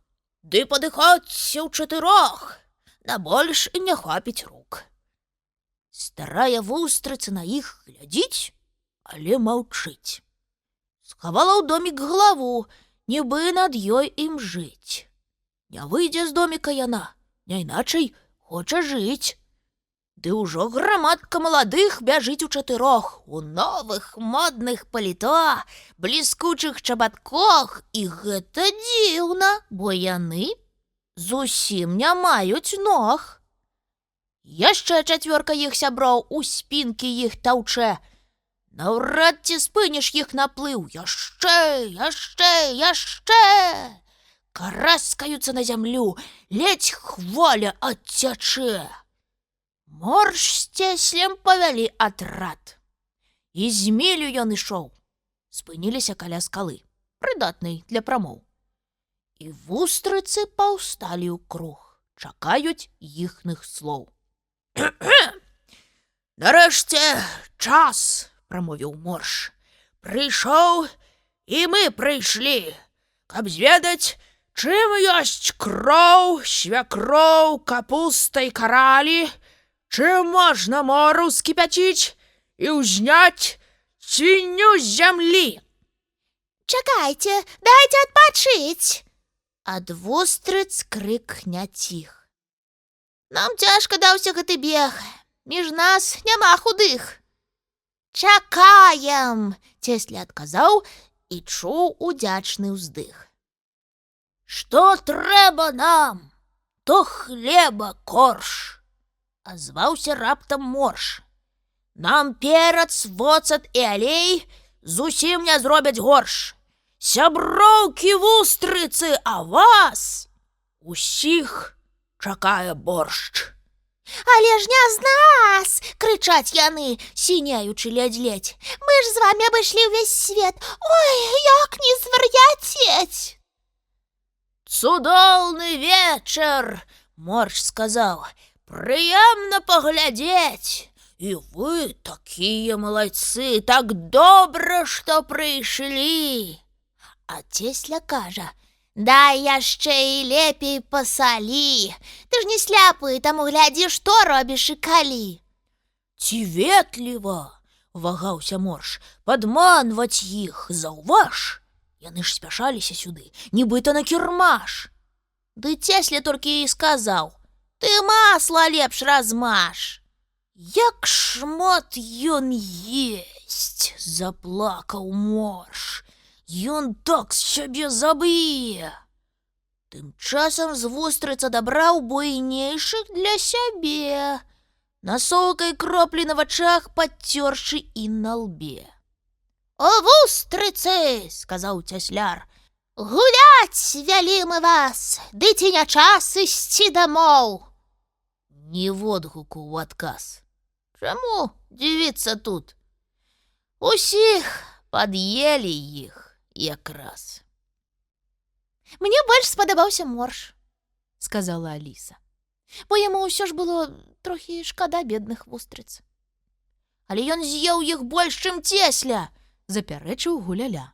«Глядзі, ён трымаў перад сабою насоўку, таму Цесля не бачыў, колькі ён бярэ, і нават наадварот». «Гэта сапраўды падступна», – абурылася Аліса. «Тады мне ўсё ж даспадобы Цесля. Ён, прынамсі, з'еў меней, чым Морж». «Ён з'еў столькі, колькі змог», – запэўніў Гутата. Аліса канчаткова заблыталася. Шчакаўшы трохі, яна сказала: «Ну што ж, яны адзін аднаго вартыя». Раптам Аліса ўстрывожылася, бо з лесу данесліся дзіўныя гукі, быццам пыхкала вялізная паравая машына. Але гэта мог быць які-небудзь драпежнік. «А ці няма ў вас тут і львоў або тыграў?» – спытала Аліса насцярожана. «Гэта храпе чорны кароль», – супакоіў Гуляля. «Хадзем глядзець на яго!» – выгукнулі абодва браты, узялі Алісу пад рукі і павялі яе да спячага караля. «Праўда, мілая карцінка?» – сказаў Гутата. Алісе цяжка было з ім пагадзіцца. Кароль у высокім чорным начным каўпаку з кутасікам скурчыўся на зямлі, проста як куча смецця, і гучна хроп. Не ад хроп галавы, як заўважыў Гутата. «Баюся, На мокрай траве ён схопіць прастуду. сказала Аліса, якая была вельмі разважлівай дзяўчынкай. Пакуль што ён спіць. Адказаў Гуляля. Як ты думаеш, што ён бачыць у сне? Гэтага ніхто не ведае, Прамовіла Аліса. а раптам цябе. Выгукнуў Гуляля, захоплена пляскаючы ў ладкі. А калі ён прачнецца, то дзе ж ты цікава апынешся? Вядома ж, тут, як і цяпер, Сказала Аліса. а вось і не. Грэбліва спрэчыў Гуляля. Цябе не будзе нідзе, бо ты толькі частка ягонага сну. Калі б кароль прачнуўся, Дадаў Гутата. ты б растала. Пуф, як сечка. Ну не, абурана закрычала Аліса. Да таго ж, калі я толькі частка ягонага сну, то хто такія вы? Хацела б я ведаць. І мы таксама, Сказаў Гутата. таксама. Закрычаў Гуляля, ды так гучна, што Аліса не чула сама сябе, кажучы: Цішэй, не шуміце, так вы яго пабудзеце. Хто б казаў? Пабудзеце. перадражніў Гутата. Ты ж сама яму толькі снішся і выдатна ведаеш, што ты не сапраўдная. Я сапраўдная, сказала Аліса і заплакала. Ад плачу сапраўднейшай не станеш. Заўважыў Гуляля. Плакаць няма чаго. Калі б я была несапраўднай, сказала Аліса. Яе скрозь слёзы пачаў ужо разбіраць смех. Я б не здолела плакаць. Спадзяюся, ты не думаеш, што ў цябе сапраўдныя слёзы. Пагардліва перапыніў яе Гутата. Якая бязглуздзіца, Падумала Аліса. Яшчэ не хапала ад яе плакаць. Яна выцерла слёзы і сказала бадзёра, як магла. Так ці інакш, я хачу хутчэй выйсці з лесу, бо ўжо цямнее. Вам не здаецца, што хутка пачнецца дождж? Гутата раскрыў над сабой і братам вялізны парасон і зірнуў пад ім угару. Не думаю, сказаў ён. Прынамсі, тут. Ніякім чынам. А звонку? Няхай сабе, калі хоча, сказаў Гуляля. мне супраць, і нават наадварот. Ну і сабетнікі, падумала Аліса і толькі хацела развітацца і пайсці, як Гутата высунуўся з-пад парасона і схапіў яе за руку. Ты бачыш гэта? Спытаў ён, задыхаючыся ад гневу. Яго вочы ў момант сталі вялізнымі, круглымі і жоўтымі. Дрыготкім пальцам ён паказваў на маленькі белы прадмет пад дрэвам. Гэта проста бразготка, сказала Аліса, уважліва агледзела прадметы, падумаўшы, што Гутата спалохаўся, суцешыла. Яна трошкі грыміць, але ж гэта не грымучая змяя, А потым неабачліва дадала: проста бразгатушка, зусім старая і зламаная. Так я і думаў, закрычаў Гутата, пры гэтым ён тупаў нагамі і рваў на сабе валасы. Вядома ж, яна сапсаваная! Ён кінуў спапяляльны позірк на Гуляля, які адразу прысеў, спрабуючы схавацца пад парасонам. Крануўшы Гутата за руку, Аліса паспрабавала яго суцешыць. Не злуйцеся, гэта ж проста старая бразготка. Яна не старая! Закрычаў Гутата, раз'юшаны яшчэ больш, чым раней. Яна новая! Колькі табе казаць? Я купіў яе толькі учора. О, моя цудоўная новая бразгатушка! Ён ужо ажно вішчаў ад лютасці. Увесь гэты час Гуляля намагаўся схавацца, закрыўшыся ў парасоне. Гэта выглядала так незвычайна, што Аліса ледзь не забылася на яго гняўлівага брата. Праўда, Гуляля стараўся дарэмна. Урэшце парасон закрыўся і пакаціўся разам з Гуляля. Толькі галава тырчала вонкі. Так ён і ляжаў, лыпаў вачыма і хапаў ротам паветра. Не раўнуючы рыба, падумала Аліса. Вядома ж, ты прымаеш выклік на бойку, Сказаў Гутата, трохі супакоіўшыся. Мабыць, Змрочна адказаў Гуляля, выпаўзаючы з парасона. няхай толькі яна дапаможа нам апрануцца. Браты, узяўшыся за рукі, пайшлі ў лес і праз хвіліну прынеслі адтуль мноства рэчаў. Валікі ад канапаў, коўдры, камінныя дыванкі, абрусы, накрыўкі ад каструляў і вядзёркі для вугалю. Спадзяюся, ты дастаткова спрактыкаваная ў прымацоўванні і прывязванні, Спытаў Гутата.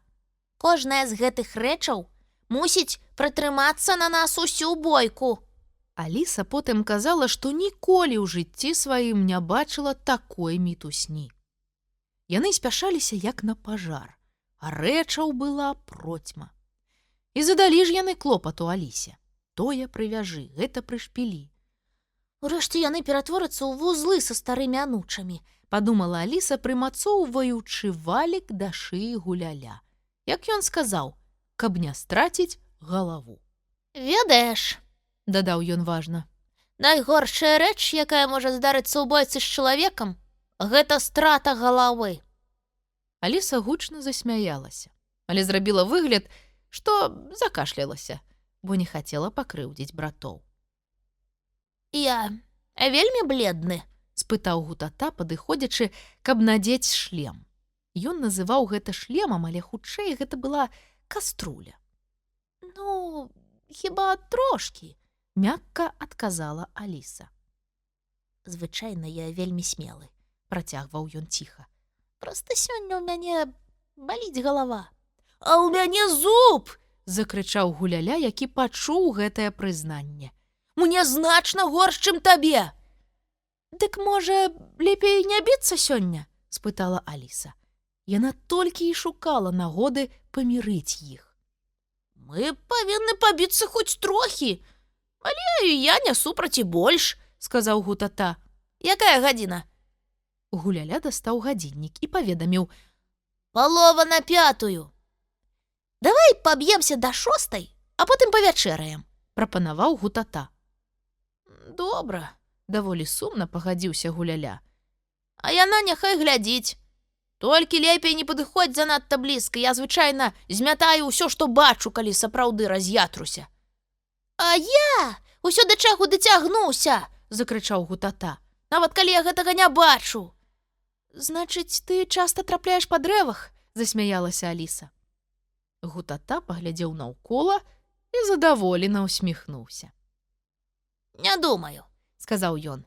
што пры канцы бойкі тут застанецца хоць адно дрэва. І ўсё праз нейкую бразготку, дакарала Аліса, якая ўсё яшчэ хацела хоць трохі іх прысароміць. Б'юцца праз такую дробязь. Я б нічога не сказаў, калі б яна не была новай. Адрэзаў Гутата. Як тут не хапае гругана, падумала Аліса. Ведаеш, а ў нас толькі адзін меч, Сказаў Гутата брату. але ты можаш біцца парасонам, ён даволі востры.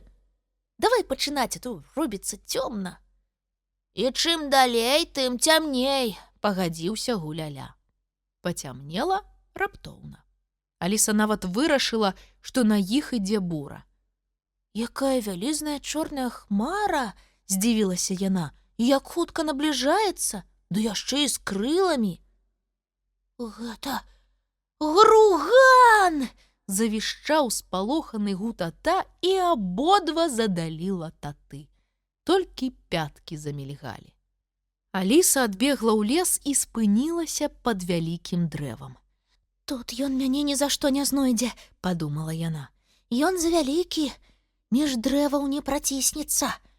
Няхай бы не махаў так крыламі, ад гэтага ў лесе сапраўдны ўраган. Вунь, ужо чысці шаль знесла.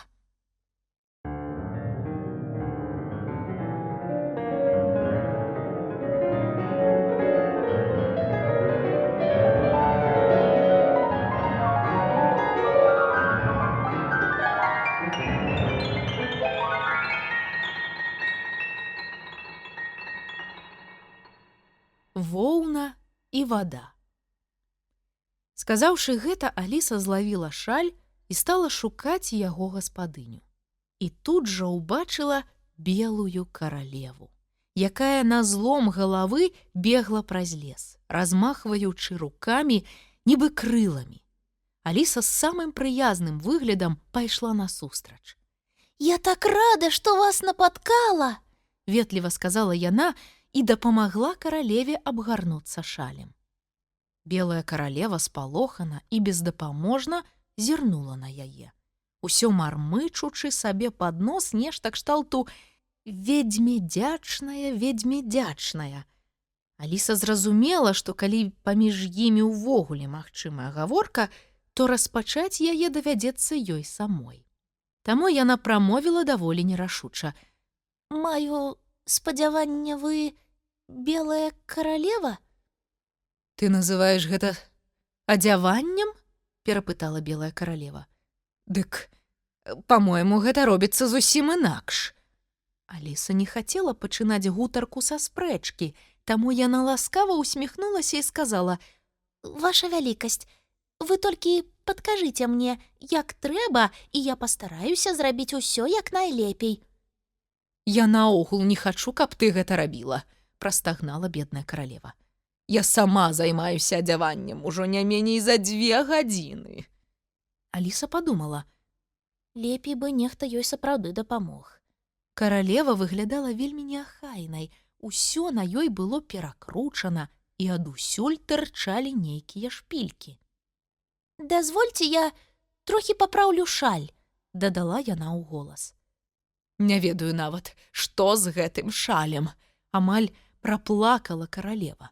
«Думаю, ён ашалеў. Я прышпіліла яго тут, я прышпіліла яго там, а яму ўсё не даспадобы».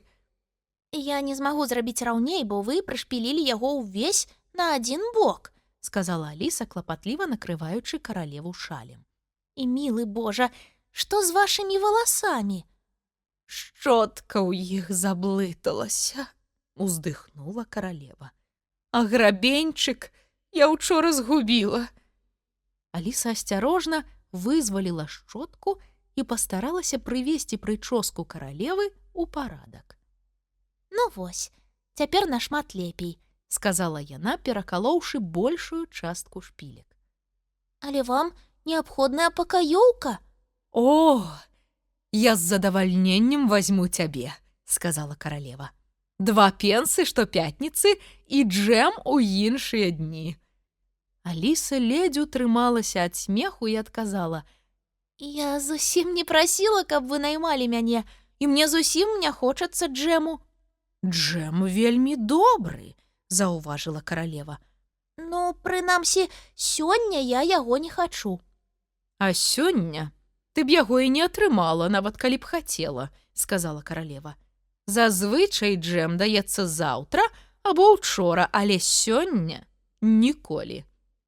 «Але калісьці я павінна была б яго атрымаць», — запярэчыла Аліса.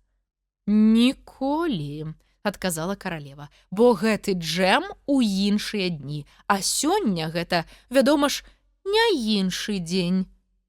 «Не разумею», — сказала Аліса. «Гэта занадта складана». «Гэта ўсё ад жыцця ў адваротны бок», — лагодна прамовіла каралева. «Ад яго заўжды галава трохі ідзе кругам». «Жыццё ў адваротны бок», — паўтарыла Аліса ў здзіўленні. «Ніколі пра такое не чула». «Але ў ім ёсць свая карысць. Памятаеш усё, і што было, і што будзе». «Ну, я дакладна памятаю толькі тое, што было», — сцвердзіла Аліса. «Як гэта можна памятаць рэчы, якія яшчэ не здарыліся?» «Такая аднабаковая памяць, вельмі недасканалая», — вынесла прысуд каралева. «А што вы памятаеце найлепей?» — рызыкнула спытаць Аліса. «Тое, што адбылося праз тыдзень пасля наступнага», — бестурботна адказала каралева. «Напрыклад, цяпер», — працягнула яна, абмотваючы палец вялікім кавалкам пластыру. «Я ўзгадала пра каралеўскага ганца. Ён цяпер у турме, але злачынства здзейсніць не раней за наступную сераду». І вядома ж, гэта адбудзецца толькі пасля таго, як ён выйдзе. А калі ён не здзейсніць злачынства? Спытала Аліса. Дык гэта ж яшчэ лепей, хіба не? Сказала каралева, абмотваючы пластыр на пальцы стужкай. Тут Алісе не было чаго запярэчыць. Вядома ж лепей, сказала яна. Але ж ганец ужо будзе пакараны. Вось тут ты памыляешся, заўважыла каралева. Цябе калі-небудзь за што-небудзь каралі? Вядома ж, але заўсёды за нешта, адказала Аліса. І, безумоўна, для цябе так было лепей, пераможна сказала каралева. Так, але тое, за што мяне каралі, заўсёды было ўжо зроблена, сказала Аліса. А гэта вялікая розніца. Але калі б ты гэтага не зрабіла, сказала каралева, усё адно было б лепей. Лепей, лепей, лепей. З кожным лепей яе голас рабіўся ўсё вышэйшым, пакуль не ператвараўся ў віск. Нешта тут не так, пачала Аліса, але не скончыла фразы, бо каралева завірашчала з невыноснай гучнасцю. «Ай-ой! Ай-ой!» крычала каралева і трэсла рукой так, быццам хацела ад яе пазбавіцца. «Мой палец сцякае крывёй! Ай-ой! Ай-ой! Ай-ой!» Яе крыкі нагадвалі паравозны гудок, і Аліса мусіла заткнуць абодва вухі. «Што здарылася?» — спытала яна ў хвілінку зацішша. «Вы ўкалолі палец?» «Пакуль не», — сказала каралева.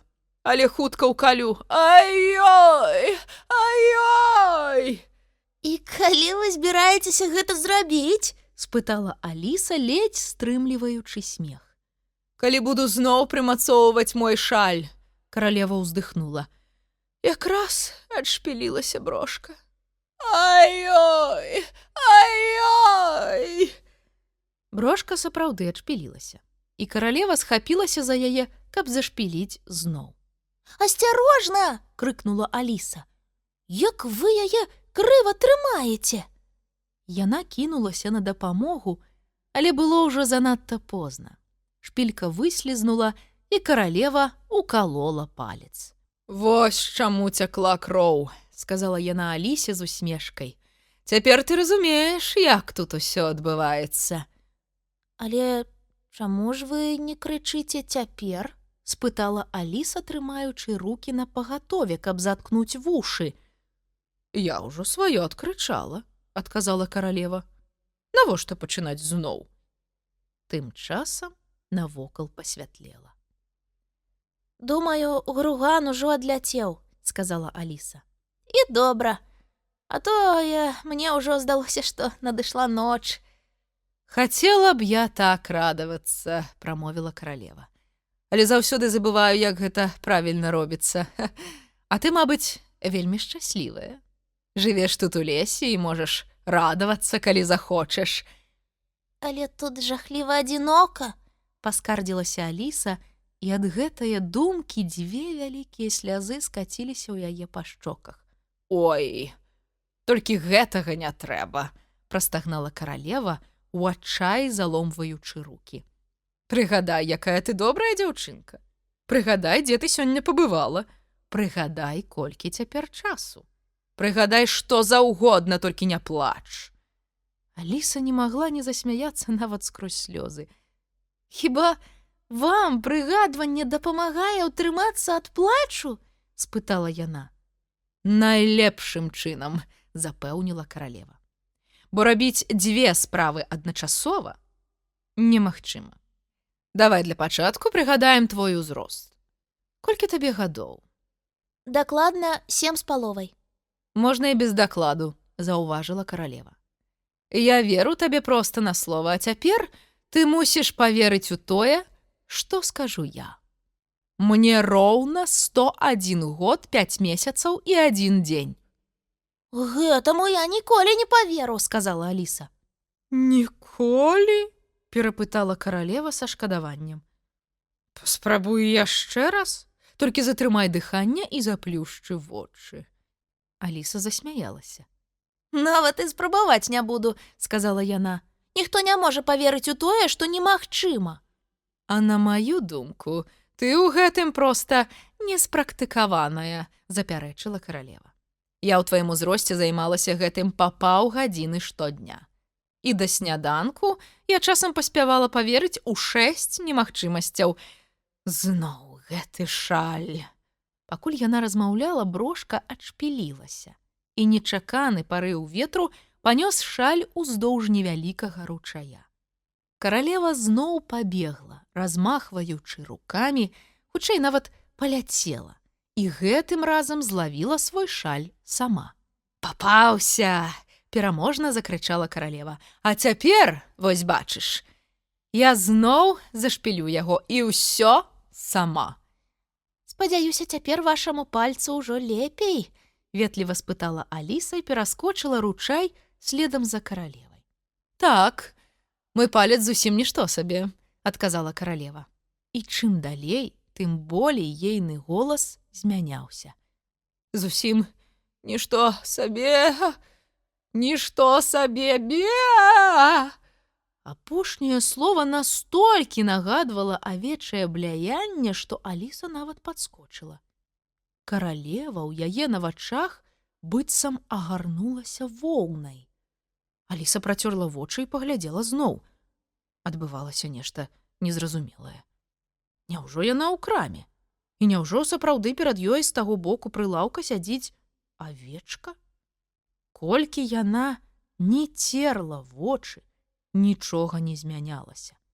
Так, яна знаходзілася ў маленькай цьмянай крамцы, абапіралася аб прылавак, і насупраць яе ў фатэлі сядзела старая авечка і пляла, распораз пазіраючы на Алісу скрозь вялізныя акуляры.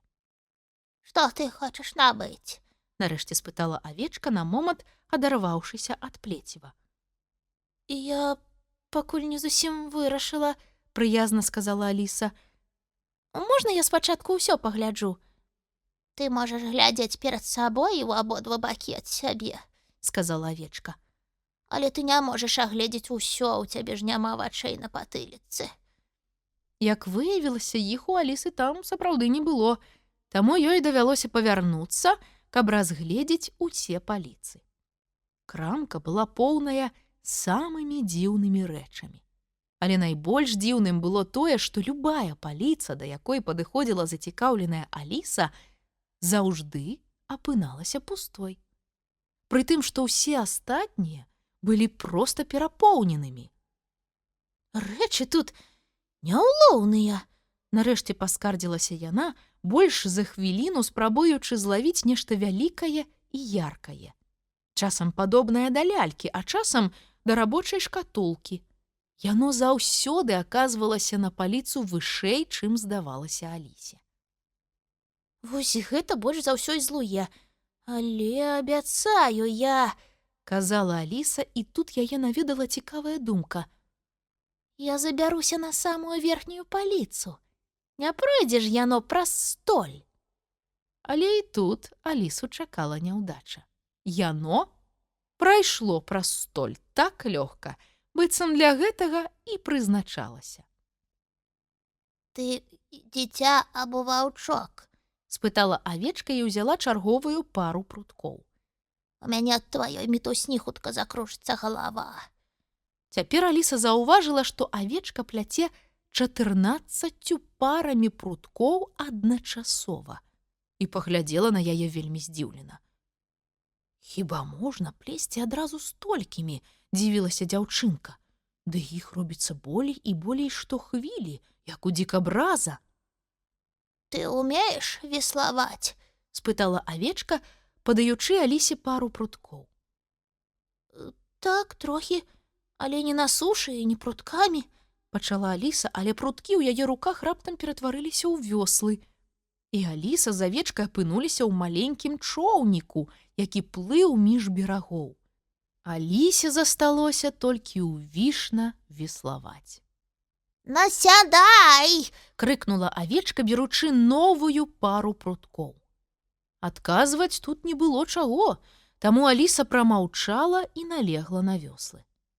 З вадой, на яе думку, рабілася нешта дзіўнае, бо вёслы вельмі лёгка ў яе ўваходзілі, а назад ледзь выцягваліся. Насядай, насядай! Зноў крычала авечка і ўзяла яшчэ пруткоў. А то спазнаеш, дзе ракі зімуюць. Сапраўды, цікава. Дзе? Падумала Аліса. І ўвогуле, рачкі такія сімпатычныя. Ты што, не чуеш, я кажу, насядай! Раззлавалася авечка і схапіла цэлы пук пруткоў. Вядома ж чую, адказала Аліса. Вы ўвесь час гэта кажаце, і вельмі гучна. Дык а ракі дзе? У вадзе, а дзе ж яшчэ? Сказала авечка, утыркаючы некалькі пруткоў у валасы, бо ў руках ужо не было месца. Я кажу, насядай! Чаму вы ўвесь час кажаце насядай? Нарэшце спытала Аліса даволі злосна. Хіба яна сетка? Вядома ж, адказала авечка. Бо розум у цябе курыны. Аліса трохі пакрыўдзілася. І хвіліны з дзве яны маўчалі, а чоўнік ціхутка плыў далей. Часам трапляліся водарасці, ад якіх вёслы яшчэ больш трывала захрасалі ў вадзе.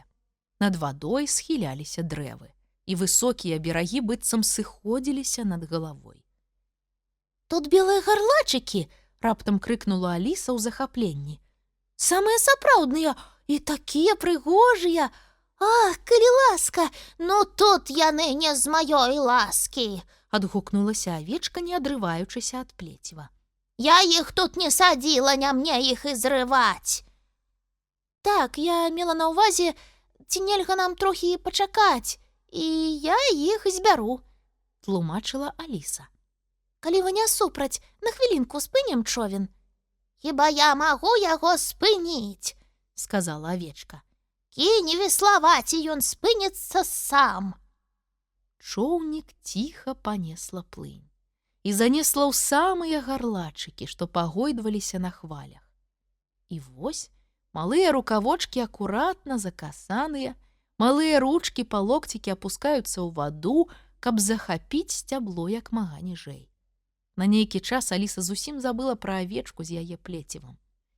Яна перагарнулася праз борт чоўніка, кончыкі яе заблытаных валасоў плылі па вадзе, а яна з бляскам у вачах хапала цудоўныя кветкі, пучок за пучком. Толькі б човен не перакуліўся, казала яна сабе. Ой, якая прыгожанькая, як бы да яе дацягнуцца. Але гэта якраз і было самым крыўдным. Пакуль човен плыў сам сабой, Аліса назбірала плойму прыгожых гарлачыкаў.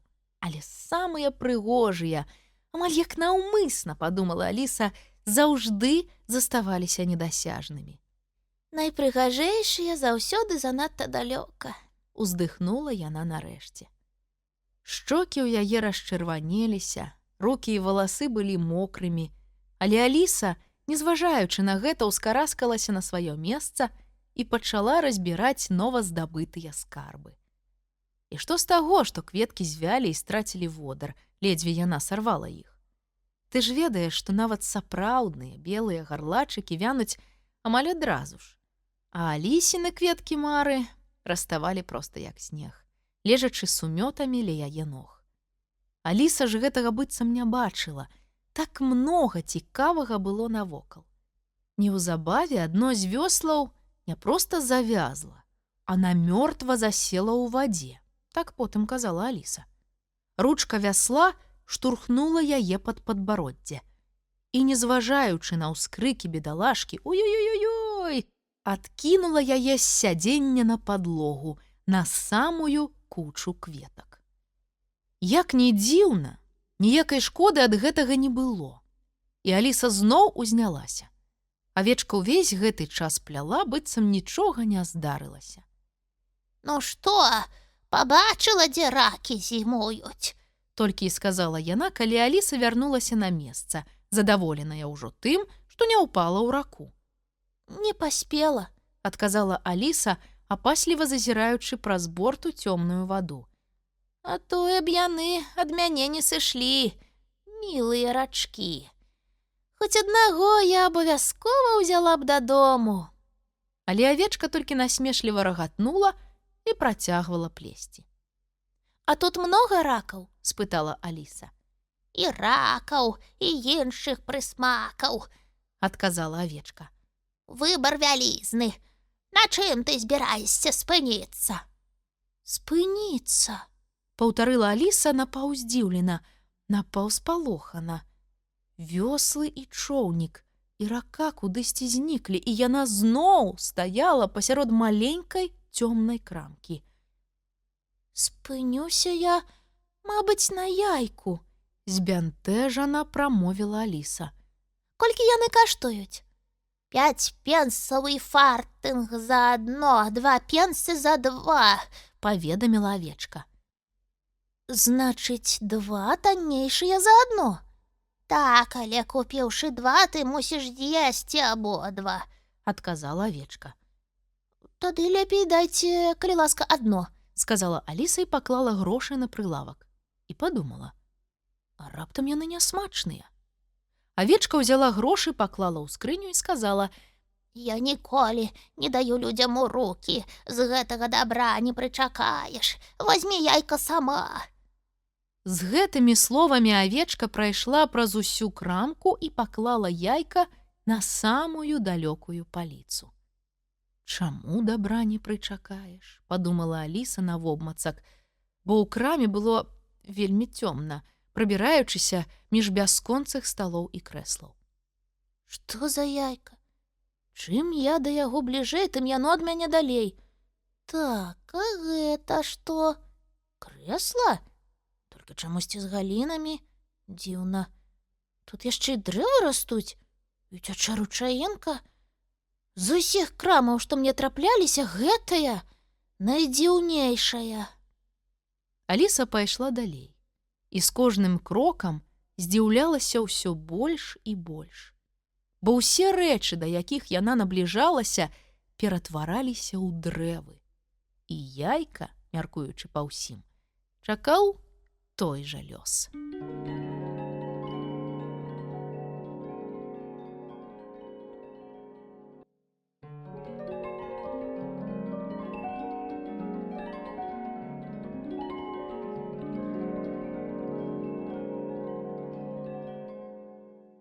Жаўтун-баўтун. Тым часам яйка ўсё расло, і чым далей, тым болей нагадвала чалавека. Аліса падышла да яго яшчэ на некалькі ярдаў і ўбачыла ў яго вочы, нос і рот. А калі яна падышла зусім блізка, то не засталося сумневаў, што гэта быў жаўтун-баўтун уласнай персонай. Гэта ён і ніхто іншы, сказала яна сабе. У гэтым я ўпэўнена, быццам прачытала ягонае імя у яго на лбе. А лоб быў такім вялікім, што на ім магло змясціцца хоць 100 ягоных імёнаў.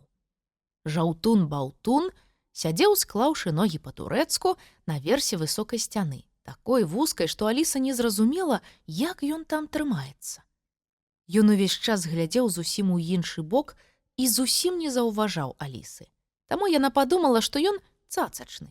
Ну, проста яйка, сказала яна ўголас, рыхтуючыся злавіць яго, бо ўпасці, на яе думку, ён мог у любы момант. Гэта страшэнная абраза, пасля вялікай паўзы прамовіў жаўтун-баўтун, нягледзячы на Алісу. Называць кагосьці яйкам страшэнная.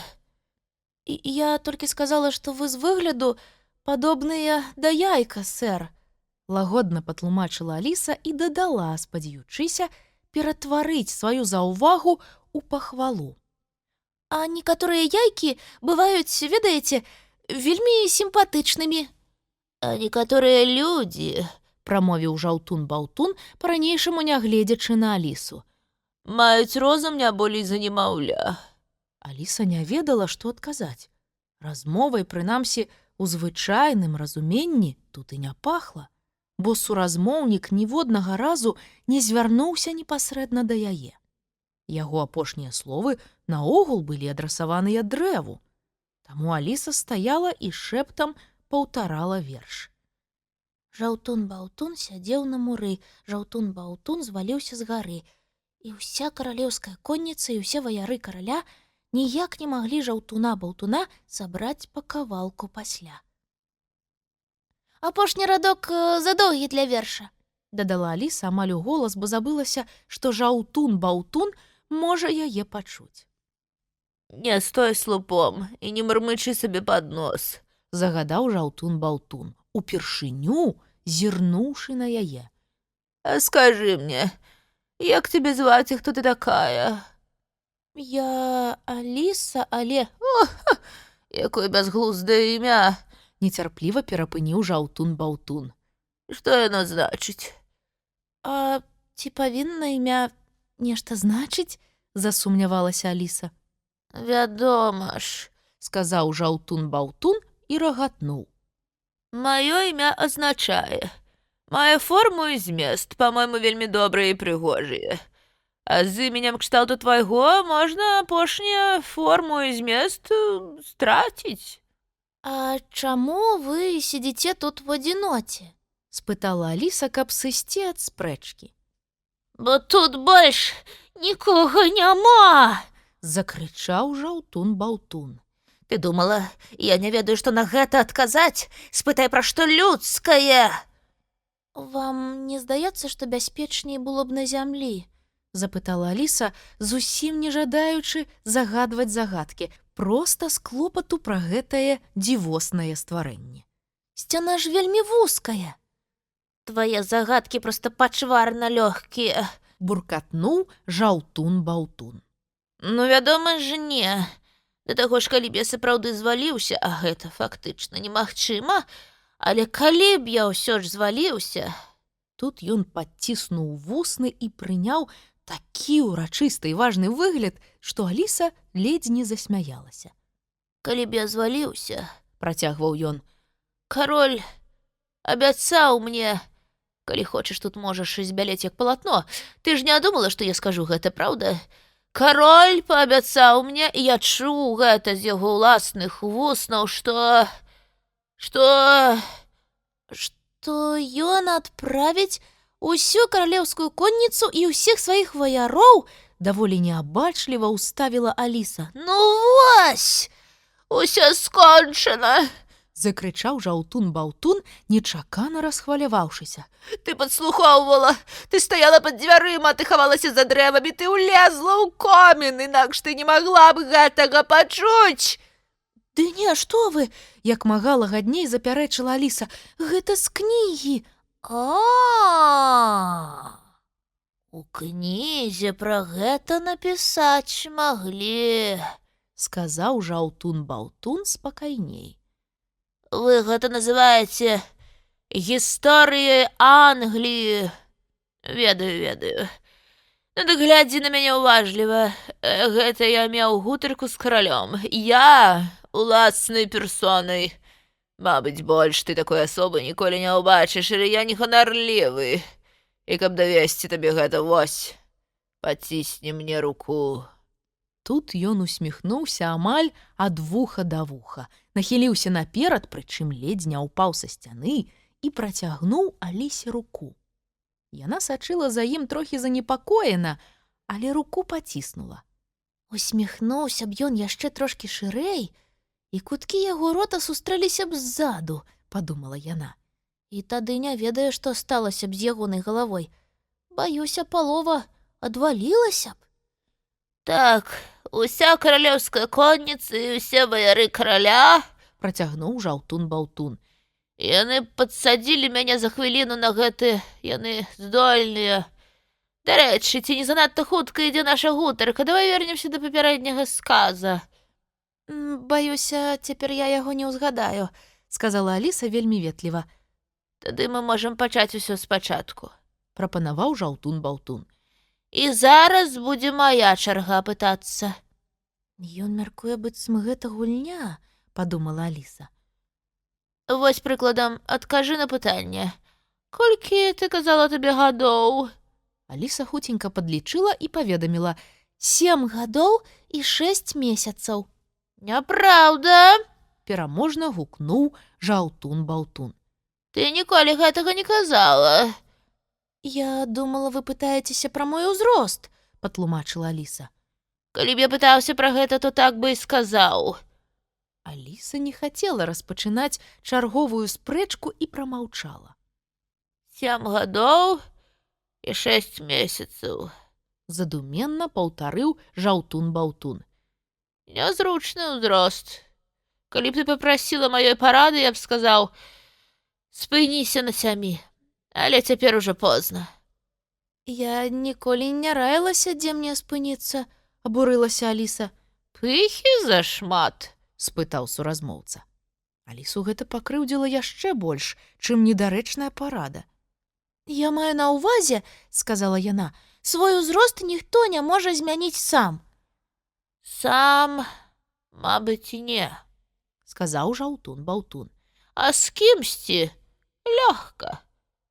З належнай дапамогай ты магла б спыніцца і на 7. Які у вас прыгожы пояс. Раптам выгукнула Аліса. Пра ўзрост, на яе думку, яны пагутарылі дастаткова. І калі яны сапраўды вырашылі задаваць тэмы па чарзе, то цяпер надышоў яе час. Дакладней, Паправілася яна, падумаўшы. я хацела сказаць прыгожы гальштук. Ці пояс? Не, гальштук. Ой, прабачце.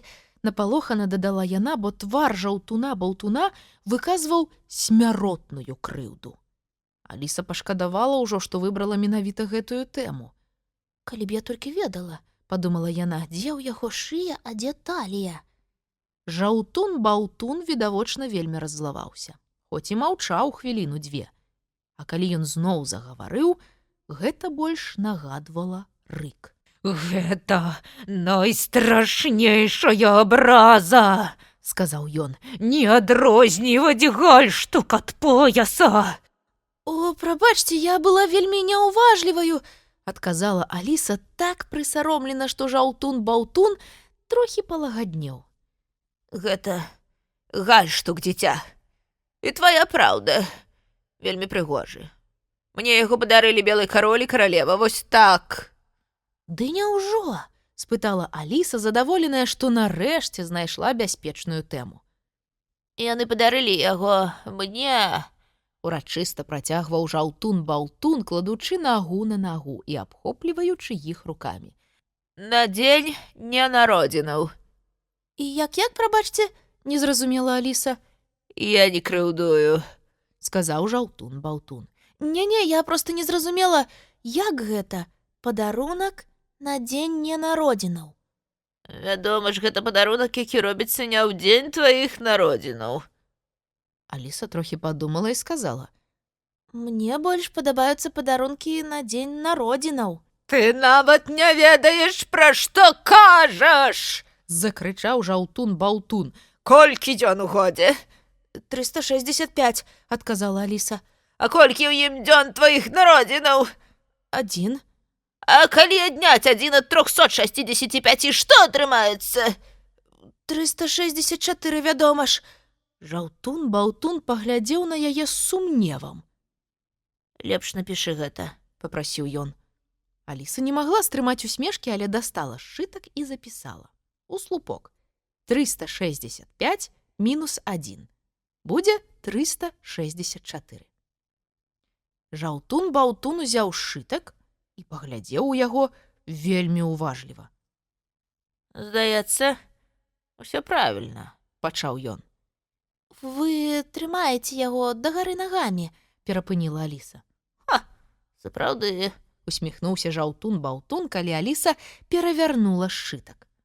І я падумаў, што неяк яно дзіўна выглядае. Як я ўжо казаў, здаецца, ўсё правільна, хоць у мяне няма часу уважліва пераправяраць. І гэты прыклад паказвае, што ў годзе застаецца 364 дні, у якія ты можаш атрымліваць падарункі на ненародзіны. Вядома ж, Сказала Аліса. І толькі 1 для падарункаў на народзіны. Вось і сцяг табе ў рукі. Не разумею, пры чым тут сцяг? Сказала Аліса. Жаўтун-Баўтун пагардліва усміхнуўся. Само сабою. І не зразумееш, пакуль я табе не патлумачу. Я маю на ўвазе доказ, супраць якога не запярэчыш. Але ж хіба сцяг гэта доказ, супраць якога не запярэчыш? Засумнявалася Аліса. Калі я кажу слова, насмешліва прамовіў жаўтун-баўтун, яно значыць дакладна тое, што хачу я. Не болей і не меней. Пытанне толькі ў тым, ці можаце вы прымусіць словы памяняць сэнс, сказала Аліса. Пытанне толькі ва ўменні рабіць гэта, адказаў жаўтун-баўтун. Не болей. Аліса ад разгубленасці прамаўчала, таму праз хвіліну жаўтун-баўтун пачаў зноў. Словы яны з характарам, асабліва дзеясловы. Гэтыя самыя ганарыстыя. З прыметнікамі можна рабіць што заўгодна, а з дзеясловамі аніяк. Але я лёгка спраўлюся з усімі. Неінтэлігібельнасць, вось што я скажу. А ці не маглі б вы патлумачыць мне, што гэта значыць? Спытала Аліса. Нарэшце ты разважаеш, як разумнае дзіця. Задаволена пахваліў жаўтун-баўтун. Я кажу неінтэлігібельнасць, разумеючы, гэтую тэму мы вычарпалі, і добра б, каб ты сказала, што збіраешся рабіць далей, бо, напэўна ж, ты не збіраешся прастаяць тут усё астатняе жыццё. Гэтага сэнсу зашмат для аднаго слова, задумліва прамовіла Аліса. Калі я прымушаю слова працаваць звышурочна, як гэтае, сказаў жаўтун-баўтун, я заўсёды плачу яму дадаткова. Аднак жа, сказала Аліса, яна занадта здзівілася, каб вымавіць нешта сур'ёзнейшае. Ах, бачыла б ты, як яны кружляюць вакол мяне ў ноч на суботу, працягваў жаўтун-баўтун, важна хітаючы галавою з боку ў бок. Вядома ж, у чарзе па заробак. Аліса не наважылася спытаць, чым ён ім плаціць. Таму, на жаль, і я табе гэтага сказаць не магу. Я бачу, вы майстар тлумачыць словы, сэр, сказала Аліса. А ці не зрабілі б вы мне ласку патлумачыць сэнс верша «Мармазяур»? Прачытай яго, сказаў жаўтун-баўтун. Я магу патлумачыць усе вершы, якія калі-небудзь былі напісаныя. І ладную частку тых, што пакуль яшчэ не створаныя. Гэта вельмі абнадзейвала. І Аліса прачытала першую страфу. Брылела. Слюдкія джгуркі лацверна свердзілі ў наллі, мурнелі ў мэмзе бабукі і снінкі хатылі. Для пачатку досыць, спыніў жаўтун-баўтун. Тут многа цяжкіх словаў. Брылела. Гэта 3 гадзіны апоўдні. Час, калі ўсе апранаюць брылі, і ўсіх клічуць, каб яны брылі на абед. А, цяпер добра разумею, сказала Аліса. А слюдкія? Ага, слюдкія. Гэта слізкія і гнуткія. А слізкія — тое самае, што рухавыя. Бачыш, гэта як партманет з 2 аддзяленнямі, 2 сэнсы запакаваныя ў одно слова. Цяпер бачу, задумліва прамовіла Аліса. А джгуркі? Ну, джгуркі. Гэта нешта сярэдняе паміж цуркамі, барсукамі, яшчаркамі і штопарамі. Напэўна, забаўнае стварэнне. А то ж! Выгукнуў жаўтун-баўтун. Яны будуюць гнёзды пад сонечнымі гадзіннікамі і харчуюцца гуркамі. А што такое лацверна свердзілі? Свердзілі. Значыцца, рабілі дзіркі, як свердзіл. А лацверна, значыць, яны пры гэтым вёртка круціліся, прыладкоўваючыся як лацвей. А налля гэта, мабыць, зямля вакол сонечнага гадзінніка, здагадалася Аліса, здзівіўшыся ўласнай кемлівасці. Напраўду так. Яна, ведаеш, завецца налля, бо гэта зямля направа і налева ад гадзінніка. І цень паказвае час, абыходзячы яе наўкола, дадала Аліса. Менавіта. Далей мэмза азначае мізэрнасць і нэндзу. А бабукі — гэта такія сухарлявыя парэпаныя птушкі, якія паўсюль утыркаюць свае пёркі, не раўнуючы жывыя швабры. А мурнелі? Ну, мурненне — гэта нешта паміж мыканнем і свістам. з нечым кшталту чыху пасярэдзіне. Ты, можа, гэта яшчэ пачуеш вонь там у лесе, або нават ужо чула. І тады ўсё цалкам зразумееш.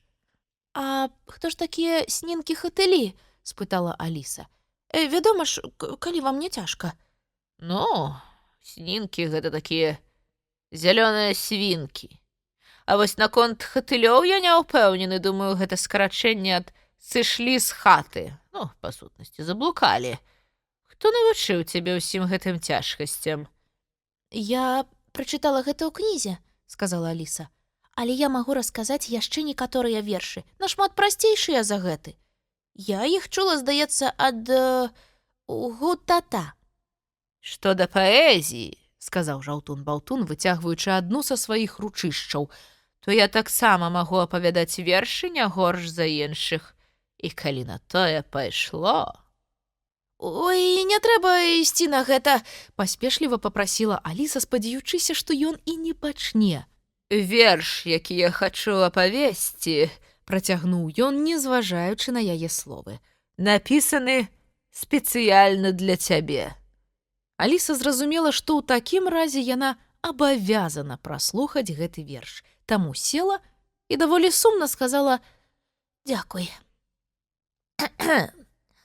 Узімку, як бялее снег, спяваю для тваіх утех.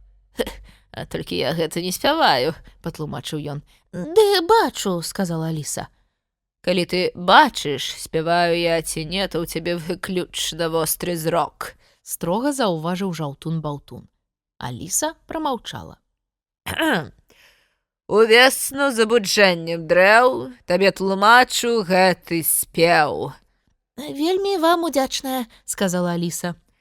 Улетку, як даўжэюць дні, на сэнс увагу ты звярні, а восень дождж пачне цячы, ты ж верш на памяць мой вучы. Пастараюся, калі выйдзе, верш такі доўгі, сказала Аліса. Можа, хопіць мне рабіць заўвагі? Перапыніў яе Жаўтун-Баўтун. Яны бессэнсоўныя, толькі збіваюць з панталыку. Звярнуўся я з лістом да рыб, я быў сцешаны, калі б, і рыбкі з самай глыбіні адказ даслалі праз 3 дні. Пісалі рыбкі мне ў адказ: «Сэр, мы не можам, бо якраз...» Баюся, я не зусім разумею, сказала Аліса. Далей усё патлумачыцца, супакоіў Жаўтун-Баўтун. Я зноў паслаў да іх канца. Я буду біцца да канца. Яны ж з усмешкаю: «Маўчым, ты не ў гуморы? Мы пры чым?» І хоць я іх наземны брат, маіх не слухалі парад. Я новы тоўсты рондаль браў якраз для гэтых самых спраў. Напампаваў туды вады, а з сэрца грук, чакай бяды. І хтось прыйшоў і кажа ён, што рыбкі бачаць 7-мы сон, а я сказаў: «Не можа быць, тады іх трэба пабудзіць». Яму я гэта, каб пачуў, у вуха самае крычу. Тут голас Жаўтуна-Баўтуна ўзвысіўся амаль да віску, і Аліса, здрыгануўшыся, падумала: «Ні за што не хацела б быць гэтым кімсьці». Ды ён падступны, як гюрза, сказаў: «Я б мог хіба што за...» Узяўшы штопар у далонь, пайшоў я сам будзіць тых сонь. Ды толькі дзверы на замку. Я і грук-грук, я і куку, і вось замок адкрыўся сам. Я ручку павернуў, а там... Жаўтун-Баўтун надоўга замаўчаў. І гэта ўсё? Няўпэўнена спытала Аліса. Усё, адказаў Жаўтун-Баўтун. Бывай. Развітанне прагучала трохі нечакана, але пасля такога празрыстага намёку Аліса мусіла сысці. Застацца было проста няветліва. Таму яна працягнула руку. «Бывайце да наступнай сустрэчы», сказала яна як мага весялей. «Нават калі б мы ўсё ж сустрэліся, я б сябе не пазнаў», адказаў Жаўтун-Баўтун незадаволена, падаючы Алісе адзін палец. «Ты такая ж, як і ўсе людзі». «Звычайна людзей пазнаюць па тварах», глыбакадумна заўважыла Аліса. Вось гэта мяне і бянтэжыць, Сказаў жаўтун-баўтун. у цябе такі ж твар, як і ва ўсіх, 2 вокі. Свае словы ён ілюстраваў у паветры пальцам нагі. Пасярэдзіне нос, пад ім рот, заўсёды адно і тое ж. Вось калі б у цябе вочы былі з аднаго боку ад носа, напрыклад, або рот на лбе, гэта было б ужо нешта. Гэта было б непрыгожа. Запярэчыла Аліса, але жаўтун-баўтун заплюшчыў вочы і сказаў: А ты паспрабуй. Аліса трохі пачакала, ці не загаворыць ён зноў. Але ён больш не расплюшчваў вачэй і не казаў ні слова. Аліса яшчэ раз прамовіла: Да пабачэння. і, не атрымаўшы адказу, ціхенька сышла. Але ўсю дарогу паўтарала: З усіх мала задавальняльных. Яна вымавіла гэта ў голас, бо ёй было вельмі прыемна казаць такое доўгае слова. З усіх мала задавальняльных асобаў, якіх я калі-небудзь бачыла.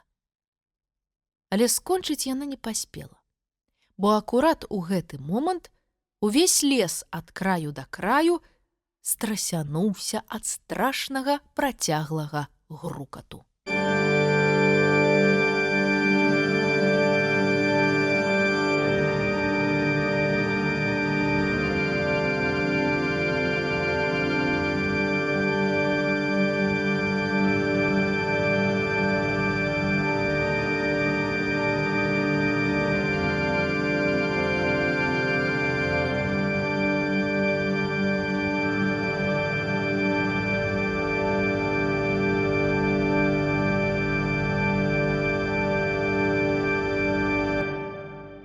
Леў і аднарог.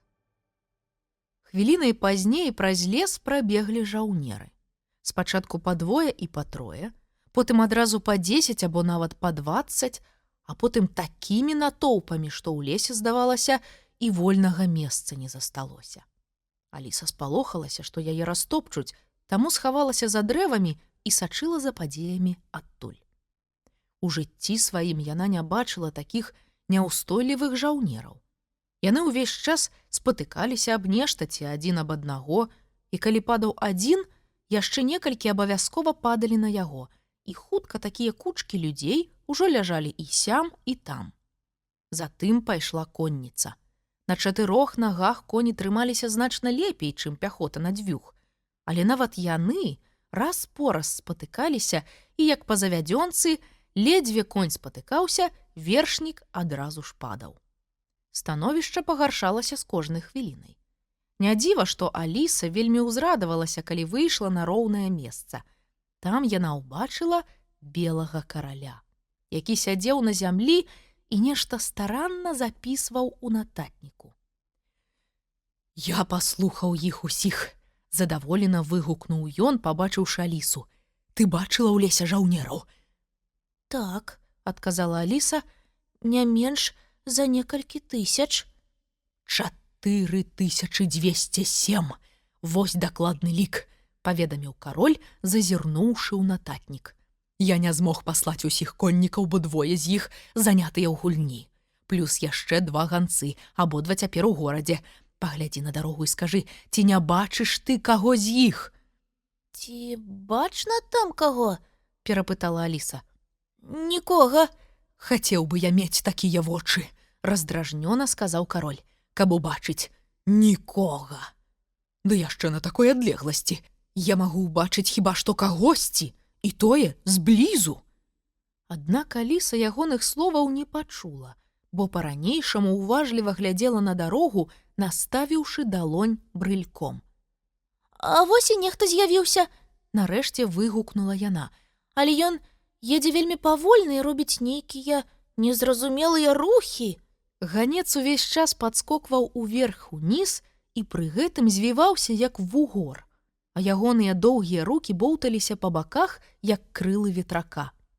«Чаго ж тут незразумелага?» — адказаў кароль. Гэта першы англасаксонец з рысункамі. Звычайны англасаксонец са сваімі звычайнымі рысункамі. Ён рухаецца так толькі, калі рысуецца. Ягонае імя з айцовы. Кароль вымавіў гэта як рыфму да марцовы.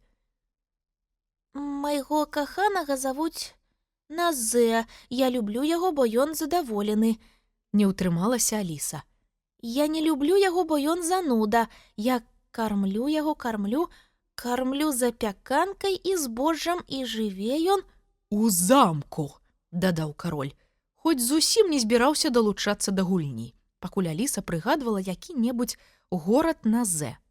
А другога ганца завуць Павал Ша.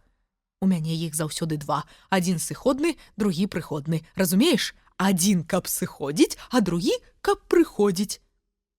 Прашу прабачэння. А яно ў мяне ёсць? Ды я не пра тое, сказала Аліса.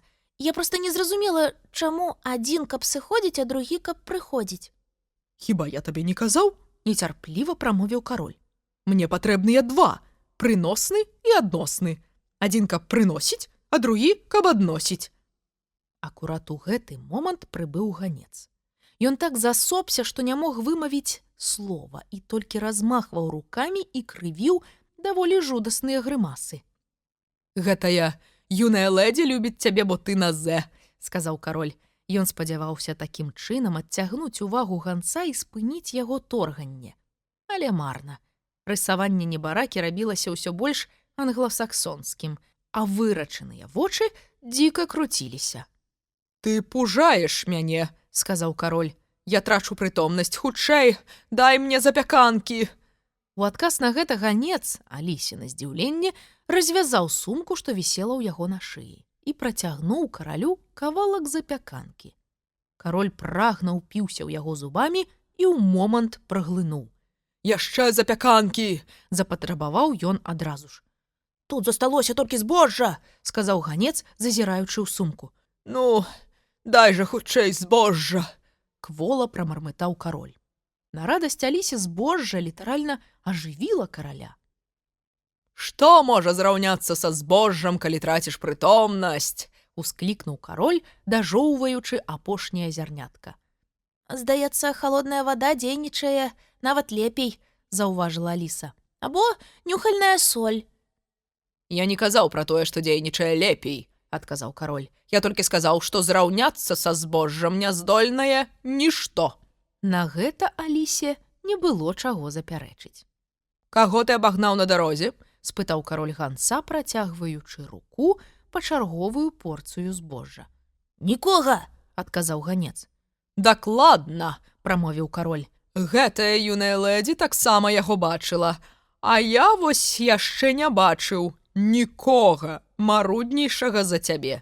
Я вельмі стараюся, адказаў ганец змрочна. Хто бегае хутчэй за мяне? Ды ніхто! Не можа такога быць, сказаў кароль. Інакш ён бы прыйшоў першым. Прынамсі, цяпер ты аддыхаўся. Расказвай, што адбываецца ў горадзе. Добра, толькі шэптам, сказаў ганец, прыклаў рукі да вуснаў рупарам і падышоў да самага вуха караля. Аліса засмуцілася, бо таксама хацела пачуць навіны. Аднак замест шэпту ганец залямантаваў што сілы. Яны зноў таго! І гэта ты называеш шэптам? Закрычаў бедалага кароль, падскокваючы ў дрыжыках. Толькі зрабі мне так яшчэ раз, я цябе па сценцы размажу. Ты ледзь не зрабіў мне ў галаве землятрус. Якім жа маленечкім мусіў быць гэты землятрус, падумала Аліса. А хто зноў таго? Насмелілася яна спытаць у голас. Ну, вядома ж, леў і аднарог, адказаў кароль.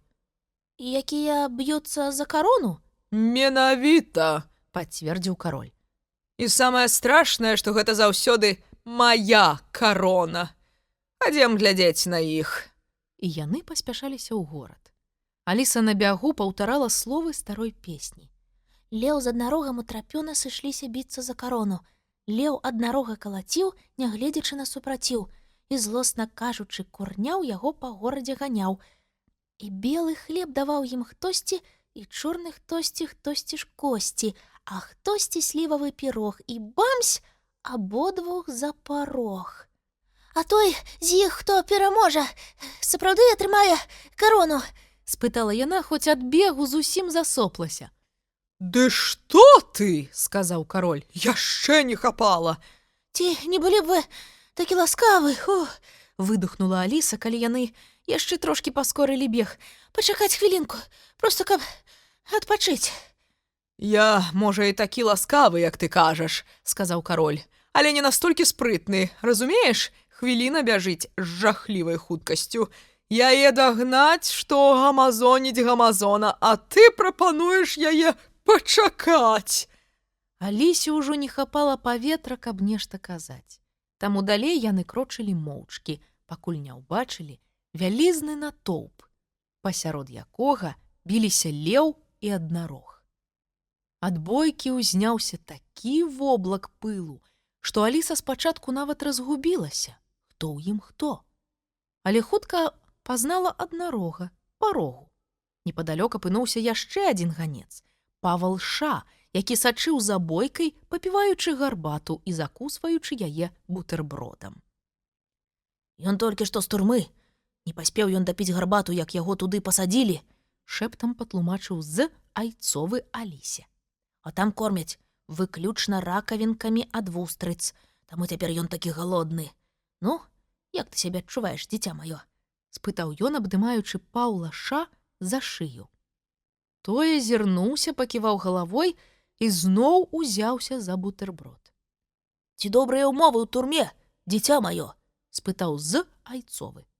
Павал Ша зноў азірнуўся, прычым на ягоную шчаку упала слязінка другая, але ён не сказаў ні слова. Ну што ж ты, кажы! Нецярпліва закрычаў з Айцовы, але Павал Ша толькі адвярнуўся, працягваючы жаваць, і глынуў яшчэ гарбаты. Ды адкажаш ты ці не? Закрычаў кароль. Як там бойка? Павал Ша зрабіў адчайнае намаганне і праглынуў вялікі кавалак бутэрброда. Вельмі добра, здушана адказаў ён. Кожны з іх пабываў на зямлі каля 87 разоў. Значыцца, хутка хтосьці дасць ім белы хлеб, а хтосьці чорны, папытала Аліса. Хутка, адказаў Павал Ша. А частку я ўжо ем. Бойка якраз прыпынілася, і леў з аднарогам разышліся, адсопваючыся. Кароль выгукнуў. 10 хвілін на адпачынак! З Айцовы і Павал Ша адразу ж пачалі разносіць на падносах белы і чорны хлеб. Аліса ўзяла кавалачак пакаштаваць, але ён быў занадта сухім. Наўрад ці сёння яшчэ будуць біцца, сказаў кароль Паўла Ша. Пайдзі і скажы барабаншчыкам, каб падрыхтаваліся. І Павал Ша пабег, падскокваючы як конік. Хвіліны з дзве Аліса стаяла і моўчкі назірала за ім. Раптам яна ажывілася. Глядзіце, глядзіце! Закрычала Аліса ўтрапёна, паказваючы кудысьці пальцам. Вунь бяжыць белая каралева! Яна вылецела вунь адтуль з лесу! І могуць жа гэтыя каралевы бегаць з такой хуткасцю! За ёй з пэўнасцю нехта гоніцца, адказаў кароль, нават не павярнуўшыся. У тым лесе хапае злыдняў. І вы не хочаце пабегчы ёй на дапамогу? Спытала Аліса, здзіўленая такой абыякавасцю.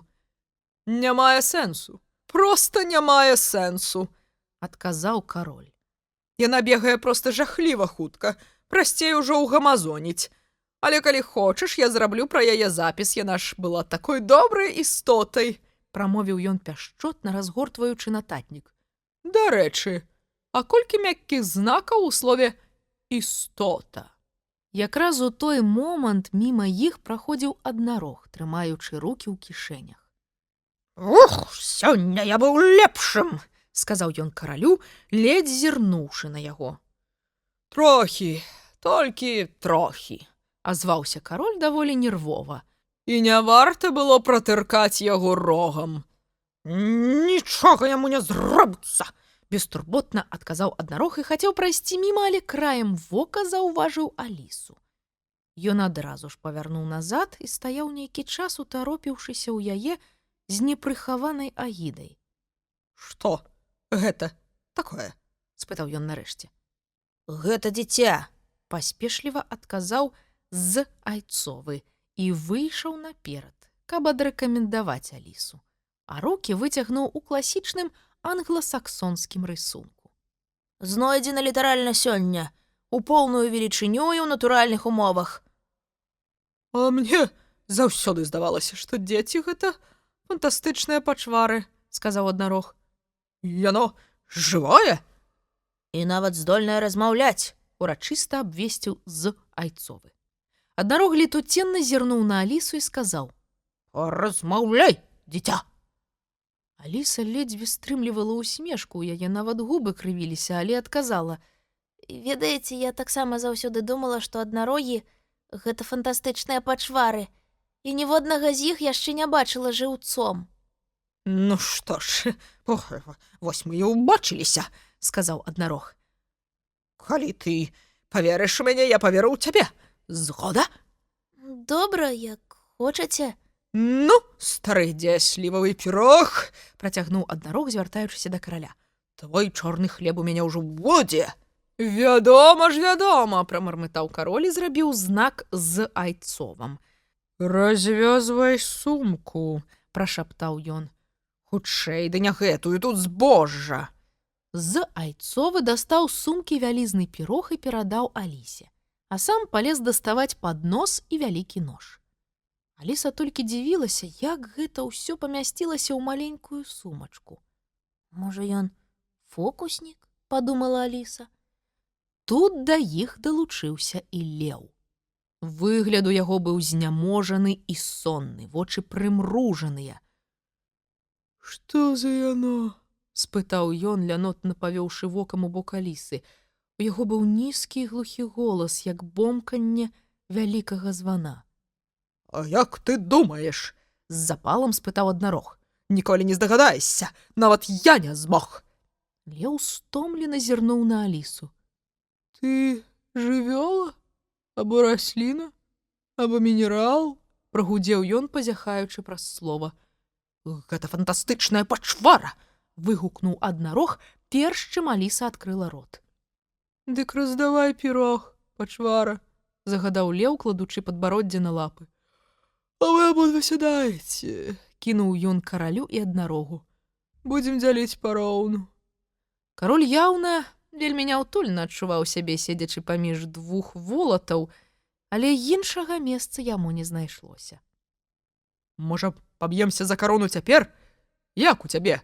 З утрапёнасцю, звярнуўся аднарог да льва, хітра пазіраючы на караля, якога так трэсла, што карона на галаве ледзь трымалася. Я ўсё адно перамагу, сказаў леў. З чаго б гэта? адказаў аднарог.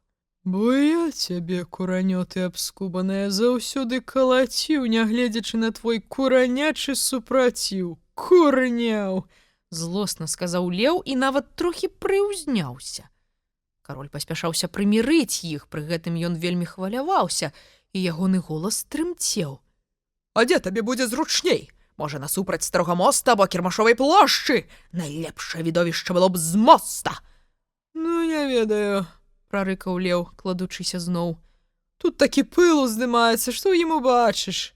Пачвара, калі ты нарэшце разрэжаш пірог. Аліса сядзела на беразе ручаінкі з вялізным падносам на каленях і старанна пілавала пірог нажом. Які ён упарты, проста злосць бярэ, сказала яна ў адказы льву. Да імені пачвара яна ўжо зусім прызвычаілася. Я адрэзала некалькі кавалкаў, але яны ўвесь час прырастаюць зноў. Ты проста не ўмееш дзяліць за люстэркавыя пірагі, заўважыў аднарог. Спачатку раздай яго, а потым рэж. Гэта гучала як бязглуздзіца. Але Аліса слухмяна ўстала і панесла паднос па коле. І пірог сам падзяліўся на 3 часткі, як і мелася быць. А цяпер разрэж, сказаў леў, калі яна з пустым падносам вярнулася на сваё месца. Што гэта за махлярства? Закрычаў аднарог, калі Аліса села з ножом у руках і задумалася над пустым падносам. Пачвара дала льву удвая больш, чым мне. Але нічога не пакінула сабе, сказаў леў. Ты не любіш слівавых пірагоў, пачвара? Але адказаць Аліса не паспела, бо аднекуль пачуўся жудасны грукат. Бамсь, бамсь, бамсь! Незразумела было, адкуль зыходзіць гэты гук. Здавалася, ён запоўніў усё паветра і ўсю Алісіну галаву. Бамсь, бамсь, бамсь! І ёй нават падалося, што яна зараз заглухне. Аліса ўсхапілася на ногі і ў жаху пераскочыла праз ручай. У апошні момант яна ўбачыла, як леў і аднарог узняліся, раззлаваныя, што іх банкет перапынілі. Ратуючыся ад жудаснага грукату, Аліса ўпала на калені і заціснула рукамі вушы.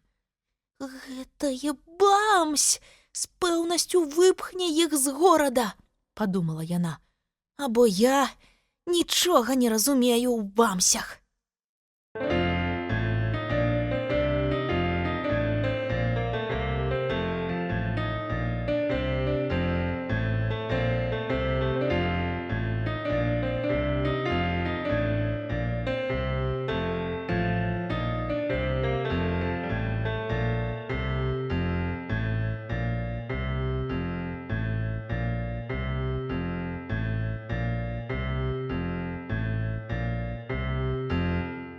Гэта я сам прыдумаў. Паступова шум сціхаў. Нарэшце наступіла мёртвая цішыня. Аліса ўстрывожана ўзняла галаву. Навокал нікога не было, і яна падумала спачатку, што леў і аднарог, і тыя дзіўныя англасаксонскія ганцы ёй прысніліся. Але ля яе ног па-ранейшаму ляжаў той самы паднос, на якім яна спрабавала разрэзаць пірог. «Значыцца, гэта быў не сон», – зразумела Аліса. «Ці ён яшчэ не скончыўся. Спадзяюся, гэта мой сон, а не чорнага караля. У чужы сон неяк не хочацца», – незадаволена працягнула Аліса. «Бо так і карціць пабудзіць таго, хто яго бачыць, і паглядзець, што з гэтага атрымаецца». Яе думкі былі перапынены гучным крыкам.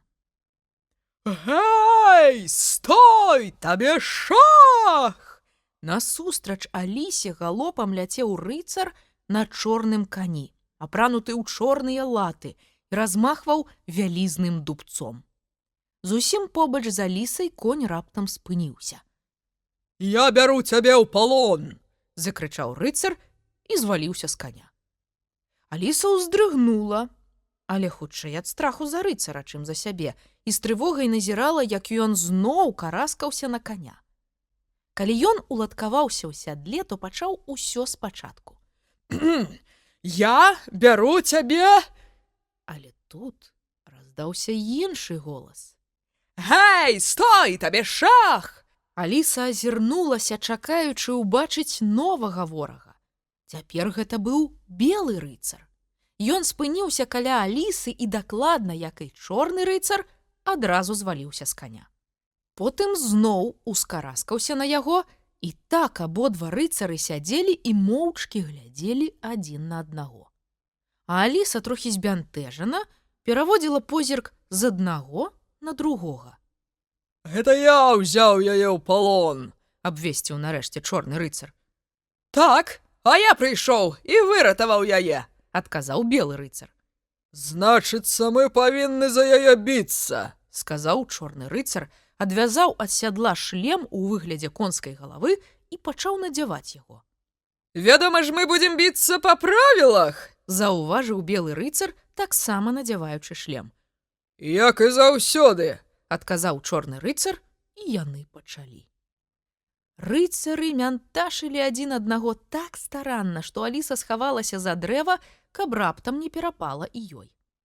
«Цікава, па якіх такіх правілах яны б'юцца?» – спытала яна сама ў сябе, не без асцярогі назіраючы за змаганнем са свайго сховішча. «Па-першае, мабыць, такое.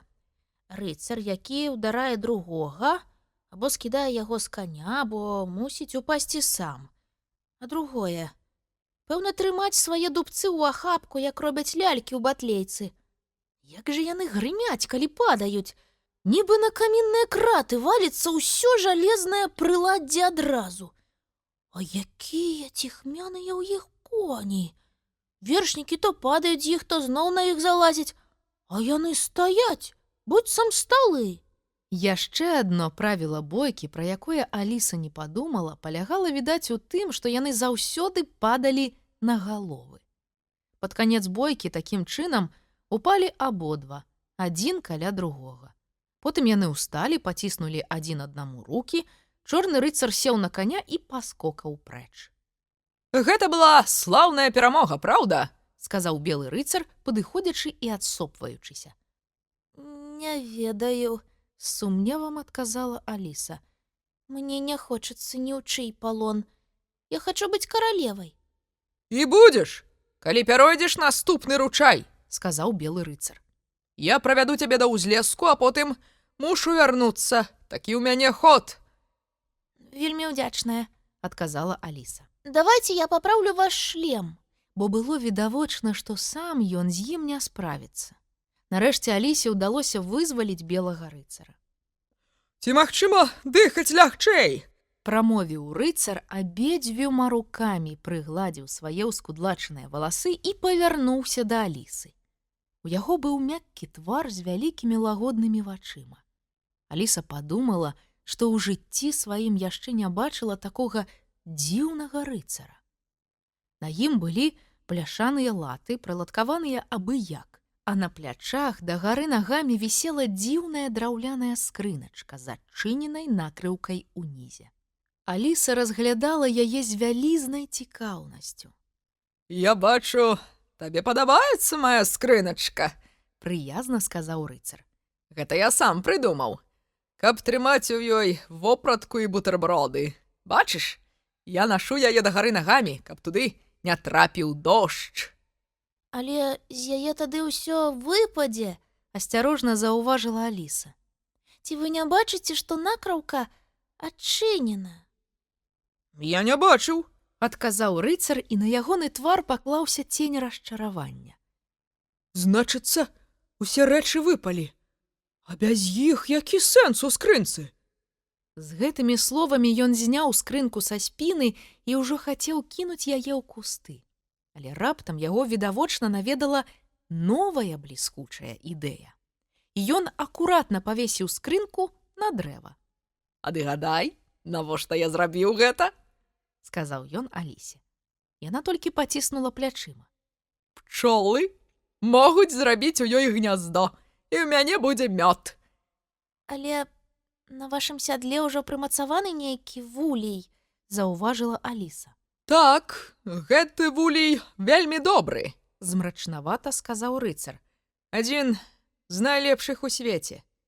Але ніводная пчала там яшчэ не пасялілася. Тут побач мышыная пастка. Магчыма, мышы адпалохваюць пчолаў, або пчолы адпалохваюць мышэй, не ведаю, хто каго. Навошта ж вам мышыная пастка? Здзівілася Аліса. Хіба ў каня на спіне могуць завесціся мышы? Сапраўды? Наўрад ці, сказаў рыцар.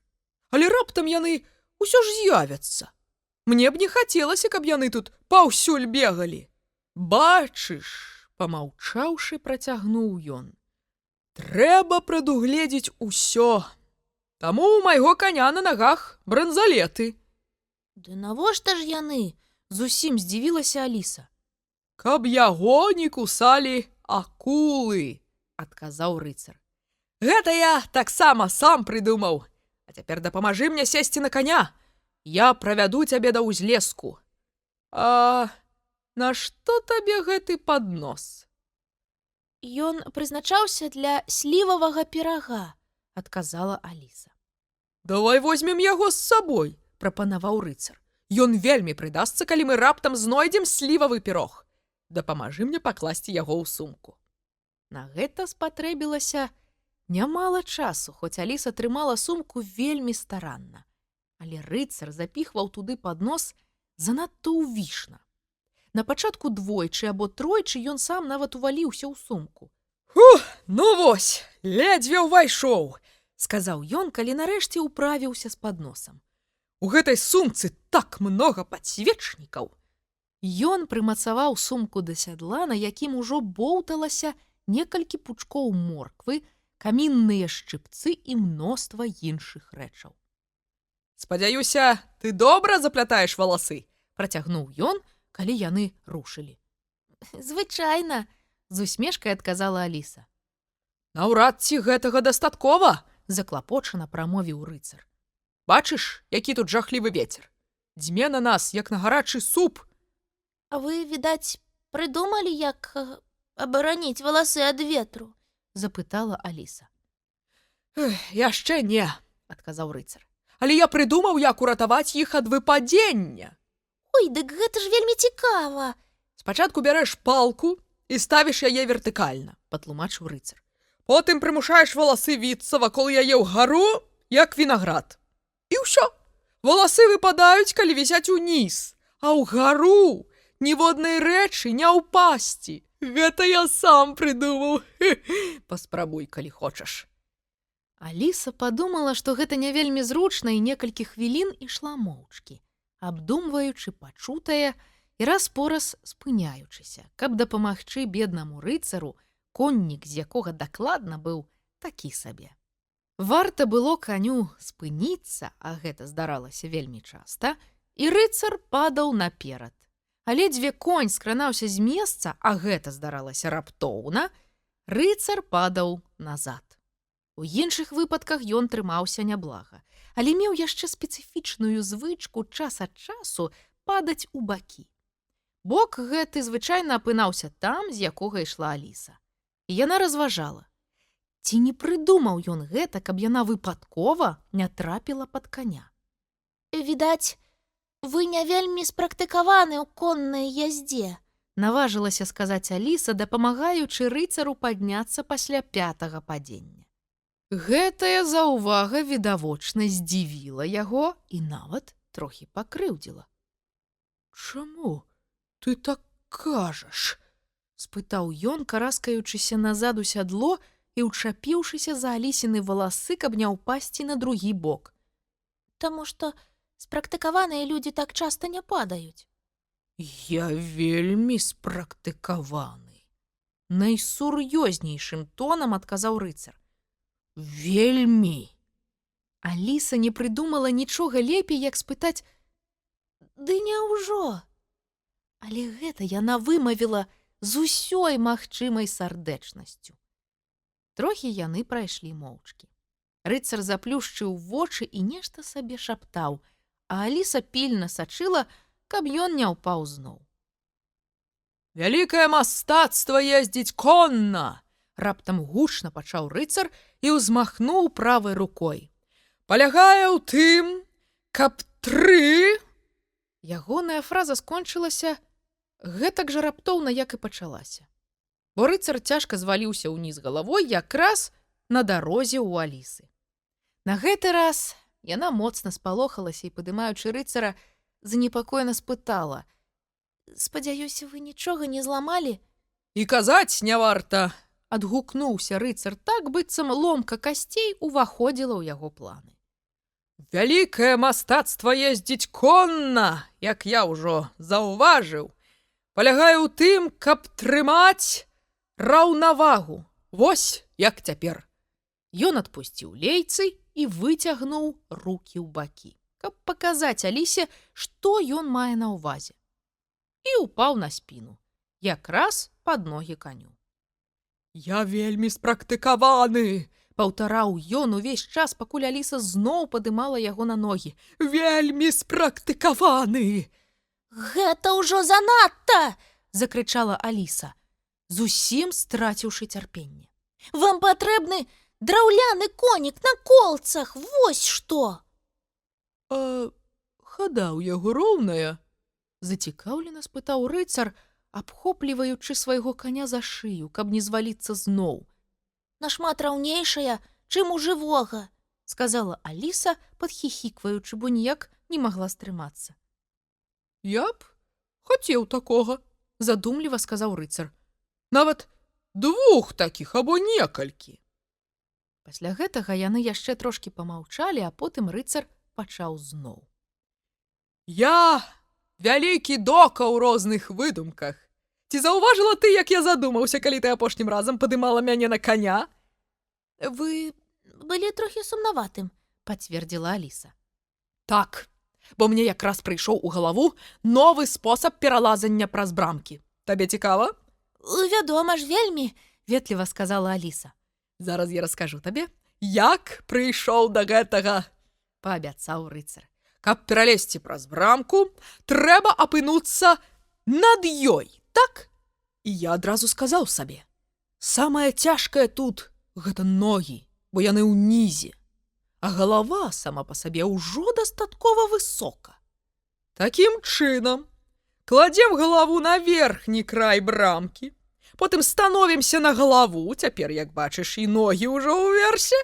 Вось, брамка і пераадолена. Так, цалкам магчыма, Задуменна сказала Аліса. але ці не здаецца вам, што гэта даволі цяжка? Я яшчэ не спрабаваў, адказаў рыцар сур'ёзна. Таму не магу сказаць дакладна. Але баюся, гэта сапраўды. Можа быць, цяжкавата. Гэтая думка так засмуціла яго, што Аліса паспяшалася змяніць тэму. Які ў вас дзіўны шлем, Весела сказала яна. яго таксама вы прыдумалі? Рыцар з гонарам зірнуў на свой шлем, прымацаваны да сядла. Так, Пацвердзіў ён. але раней у мяне быў яшчэ лепшы, у выглядзе вялізнай цукровай галавы. Калі я падаў з каня ў ім, ён адразу ж упіраўся ў зямлю, і мне заставалася праляцець зусім трошкі. Але была небяспека праваліцца ў яго. Аднойчы так і здарылася, і, як на бяду, я не паспеў з яго выбрацца, калі прыйшоў другі белы рыцар і надзеў яго. Ён думаў, што гэта ягоны шлем. Рыцара гэтыя ўспаміны, здавалася, засмучалі настолькі, што Аліса не наважылася смяяцца. Пэўна ж вы яму задалі? Прамовіла яна скрозь стрыманы смех. Калі разам са шлемам апынуліся ў яго на галаве. Вядома ж, я мусіў яго штурхнуць, Цалкам сур'ёзна адказаў рыцар. і тады яму давялося зняць шлем. Але выцягваць мяне адтуль ён мусіў некалькі гадзін. Я схапіўся за яго, а рука ў мяне моцная, як слова гонару. Але ж гэта зусім іншая моц, Запярэчыла Аліса. Рыцар пахітаў галавой. Павер, гэта былі ўсе віды моцы адразу. Кажучы так, ён імпэтна ўзмахнуў рукамі і адразу ж вылецеў з сядла і з галавой праваліўся ў глыбокую канаву. Аліса кінулася на дапамогу. Гэтага падзення яна ніяк не чакала, бо рыцар ужо даволі доўгі час трымаўся на кані цалкам упэўнена. Акрамя таго, яна баялася, што гэтым разам ён сапраўды мог быць паранены. Аліса бачыла толькі падэшвы ягоных ног і ўздыхнула з вялікай палёгкай, калі рыцар працягнуў, быццам нічога не здарылася. Так, усе віды моцы. Але якая легкадумнасць надзяваць чужы шлем, ды яшчэ з гаспадаром усярэдзіне. Як вам удаецца размаўляць так спакойна дагары нагамі?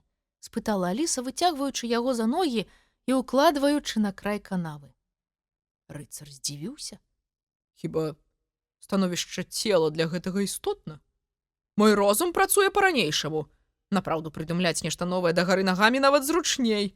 Усе рэчы бачыш па-новаму. Ён трохі памаўчаў і працягнуў. Пакуль што мая найлепшая прыдумка, Вымавіў ён пасля паўзы. новы пудынг, вынайдзены, пакуль я еў мяса. Каб на дэсерт наступнай стравай ён быў ужо гатовы? Перапытала Аліса. Гэта сапраўды хутка. Не наступнай. Павольна і задуменна адказаў рыцар. І нават не стравай. Значыцца, на наступны дзень? Пэўна ж вы не ясцё 2 пудынгі за адзін абед. Не, і не на наступны дзень, Паўтарыў рыцар. Не на наступны дзень. Насамрэч, працягваў ён, апускаючы галаву, і яго голас рабіўся цішэйшым і цішэйшым. Не думаю, што гэты пудынг увогуле быў згатаваны. І нават, што гэты пудынг калі-небудзь будзе згатаваны, і таму гэта вельмі разумны варыянт пудынгу. А з чаго б вы яго гатавалі? Спытала Аліса, каб трохі ўзбадзёрыць рыцара, зусім забітага гэтымі думкамі. З прамакальнай паперы, адказаў рыцар з цяжкім уздыхам. Нешта не вельмі смачна. Толькі з яе зусім не смачна, перапыніў ён даволі раздражнёна. Але ведала б ты, як яна мяняецца ў спалучэнні з іншымі рэчамі, напрыклад, з порахам і сургучом. Але тут я мушу пакінуць цябе. Аліса ў адказ толькі агаломшана паглядзела на рыцара. Яна ўсё яшчэ думала пра пудынг. Табе сумна? Занепакоена сказаў рыцар. Дазволь праспяваць табе песню, каб табе стала весялей. А яна не надта доўгая, Спытала Аліса, бо на сёння вершаваных твораў і так было ўжо зашмат. Яна доўгая, сказаў рыцар, але вельмі, вельмі прыгожая. Усе, хто яе чуў, або плакалі, або... Або што? Спытала Аліса, бо рыцар нечакана спыніўся. Або не плакалі. Загаловак гэтай песні называецца так: «Вочкі шчупакоў». О, гэта ў яе такі загаловак? Перапытала Аліса, з усіх сіл спрабуючы зацікавіцца. Не, ты не зразумела, трохі раздражнёна прамовіў рыцар. Гэта толькі назва загалоўка, а сам загаловак стары-стары дзядок. Значыцца, я мусіла спытаць, дык вось як гэтая песня называецца, паправіла Аліса. Не, не мусіла, гэта зусім іншае. Песня называецца «Шляхі і сродкі». Але гэта яна толькі так называецца, разумееш? А што ж тады сама песня? Спытала Аліса ўжо цалкам разгубленая. Я якраз да гэтага падыходзіў, сказаў рыцар.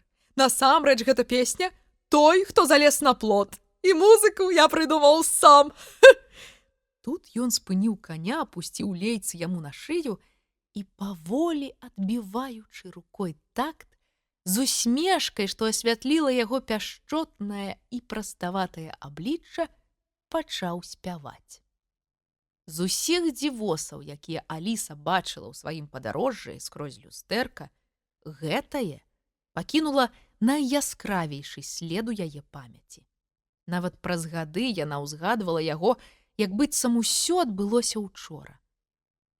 Ласкавыя блакітныя вочы і добрая ўсмешка рыцара, сонца, якое, заходзячы, прасвечвала скрозь яго валасы зыркія, ледзь не сляпучыя водбліскі на яго латах. Конь, які тупаў паволі запушчанымі лейцамі на шыі і скубаў траву ля яе ног. Цёмныя цені лесу, што выцягнуліся ззаду. Усё гэта яе памяць захавала, як імгненны здымак, калі яна, прыкрыўшы вочы рукой, прытулілася да дрэва і, назіраючы за гэтай дзіўнай парай, у паўдрымоце слухала тужлівую мелодыю песні. Аднак жа гэта не яго музыка, падумала Аліса. Такую песню я выдатна ведаю. І хоць яна стаяла і слухала вельмі уважліва, ніводнай слязінкі не набегла ёй на вочы. Ад прадзедаў спакон вякоў мне шмат было турбот. Сустрэўся неяк я з дзядком, які залез на плот. Ты хто, спытаў я, чым жывеш і як ты бавіш час? Ды як удар аб пень саве мне быў яго адказ. Гатую з крыльцаў матылька гатунак пасцілы, і ім гандлюю з малатка, а часам і з пілы. Яе купляюць маракі, што ідуць у мора ў шторм. Прыбытак неабыякі, хабае на пракорм. Я ж думаў, як пазеляніць вусы і бакі справа, а потым веерам закрыць, а тое ўсім цікава. Не чуў я, што адпавядзеш, ідэю знікла дзве. Я запытаўся, як жывеш, і трох па галаве.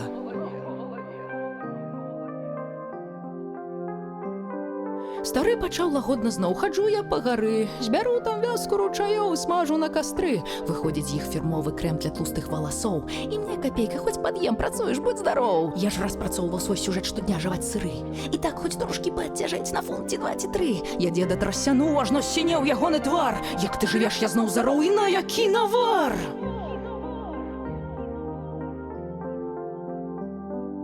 А ён па вочкі шчупакоў я лажу на карчы. І гузікі для пінжакоў раблю з іх уначы. За іх не золата прашу, не срэбра, а мядзяк. А за паўпені 9 штук тавара ідзе сяк-так. Маўчанню я вучу, ягнят раблю для ракаў пастбішчы. Шукаю колы ад гармат на могілкавым кладбішчы. Так і жыву, сказаць каму, той плакаў бы наўзрыд. Я ж толькі чарачку здыму за ласкі дабрабыт. Пачуў я, бо якраз пасціг, як скарыстоўваць ром. Каб чысціць ад іржы масты, якія ўдарыў гром. Я адпусціў дзядкоў каўнер і дзякаваў за спрыт. А асабліва за намер абмыць мой дабрабыт.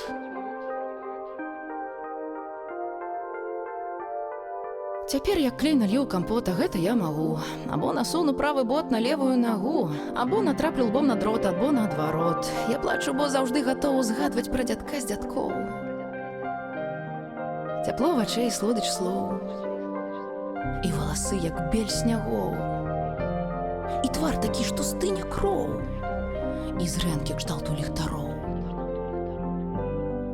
Яго, які то з гора роў, то віўся на манер вугроў, то мармытаў і бег далоў, а рот быў поўны камароў, і соп нібы бізона лоў. А ў той найлепшы з вечароў залез і сеў на плот. Праспяваўшы апошнія словы, рыцар узяў лейцы і павярнуў каня ў адваротны бок. «Калі пройдзеш яшчэ некалькі ярдаў, — сказаў ён, — спусціся з пагорка, перайдзі ручаінку, і ты станеш каралевай. Але спачатку ты ж не адмовішся кінуць мне развітальны позірк», — дадаў ён, калі Аліса рашуча павярнулася, каб ісці далей. «Гэта нядоўга. Проста пастой і памашы мне насоўкай, пакуль я не даеду да павароту, добра? Разумееш, гэта мусіць мяне падтрымаць». Пастаю, вядома ж, сказала Аліса. І вялікі дзякуй, што правялі мяне так далёка. І за песню. Яна мне вельмі спадабалася. «Спадзяюся», — з сумневам прамовіў рыцар. «Але ж ты не плакала». Яны паціснулі адно аднаму рукі, і рыцар ціха паехаў да лесу. Ён знікне зусім хутка, сказала сабе Аліса, праводзячы яго позіркам. Ой, зноў упаў. І як заўжды на галаву. Але ж на каня забіраецца вельмі лёгка. І конь стаіць ціха, відаць, таму што на ім так шмат панавешана. Так, працягваючы разважаць сама з сабой, яна сачыла, як конь лянотна ехаў па дарозе. А рыцар падаў. Спачатку на адзін бок, потым на другі. Пасля 4-га ці 5-га падзення ён усё-ткі дабраўся да павароту. Аліса памахала яму насоўкай і дачакалася, пакуль ён не знік з вачэй. Спадзяюся, гэта яго хоць неяк падтрымала, сказала яна, павярнулася і пабегла з пагорка. А вось і апошняя ручаінка. Хутка я буду каралевай. Як гэта велічна гучыць. Неўзабаве яна апынулася на беразе ручаінкі. Нарэшце, вось моя клетка! Закрычала яна, пераскокваючы, і кінулася адпачыць на лужайку, мяккую, як мох, там і тут усыпаную маленькімі кветнічкамі. Нарэшце я тут! Але што гэта ў мяне на галаве? Ускрыкнула яна спалохана, бо нешта вельмі цяжкое шчыльна абхапіла ёй галаву. Як яно магло з'явіцца тут незаўважна? Спытала яна, зняла загадкавы прадмет і паклала сабе на калені, каб разгледзець, што ж гэта. Гэта была залатая карона.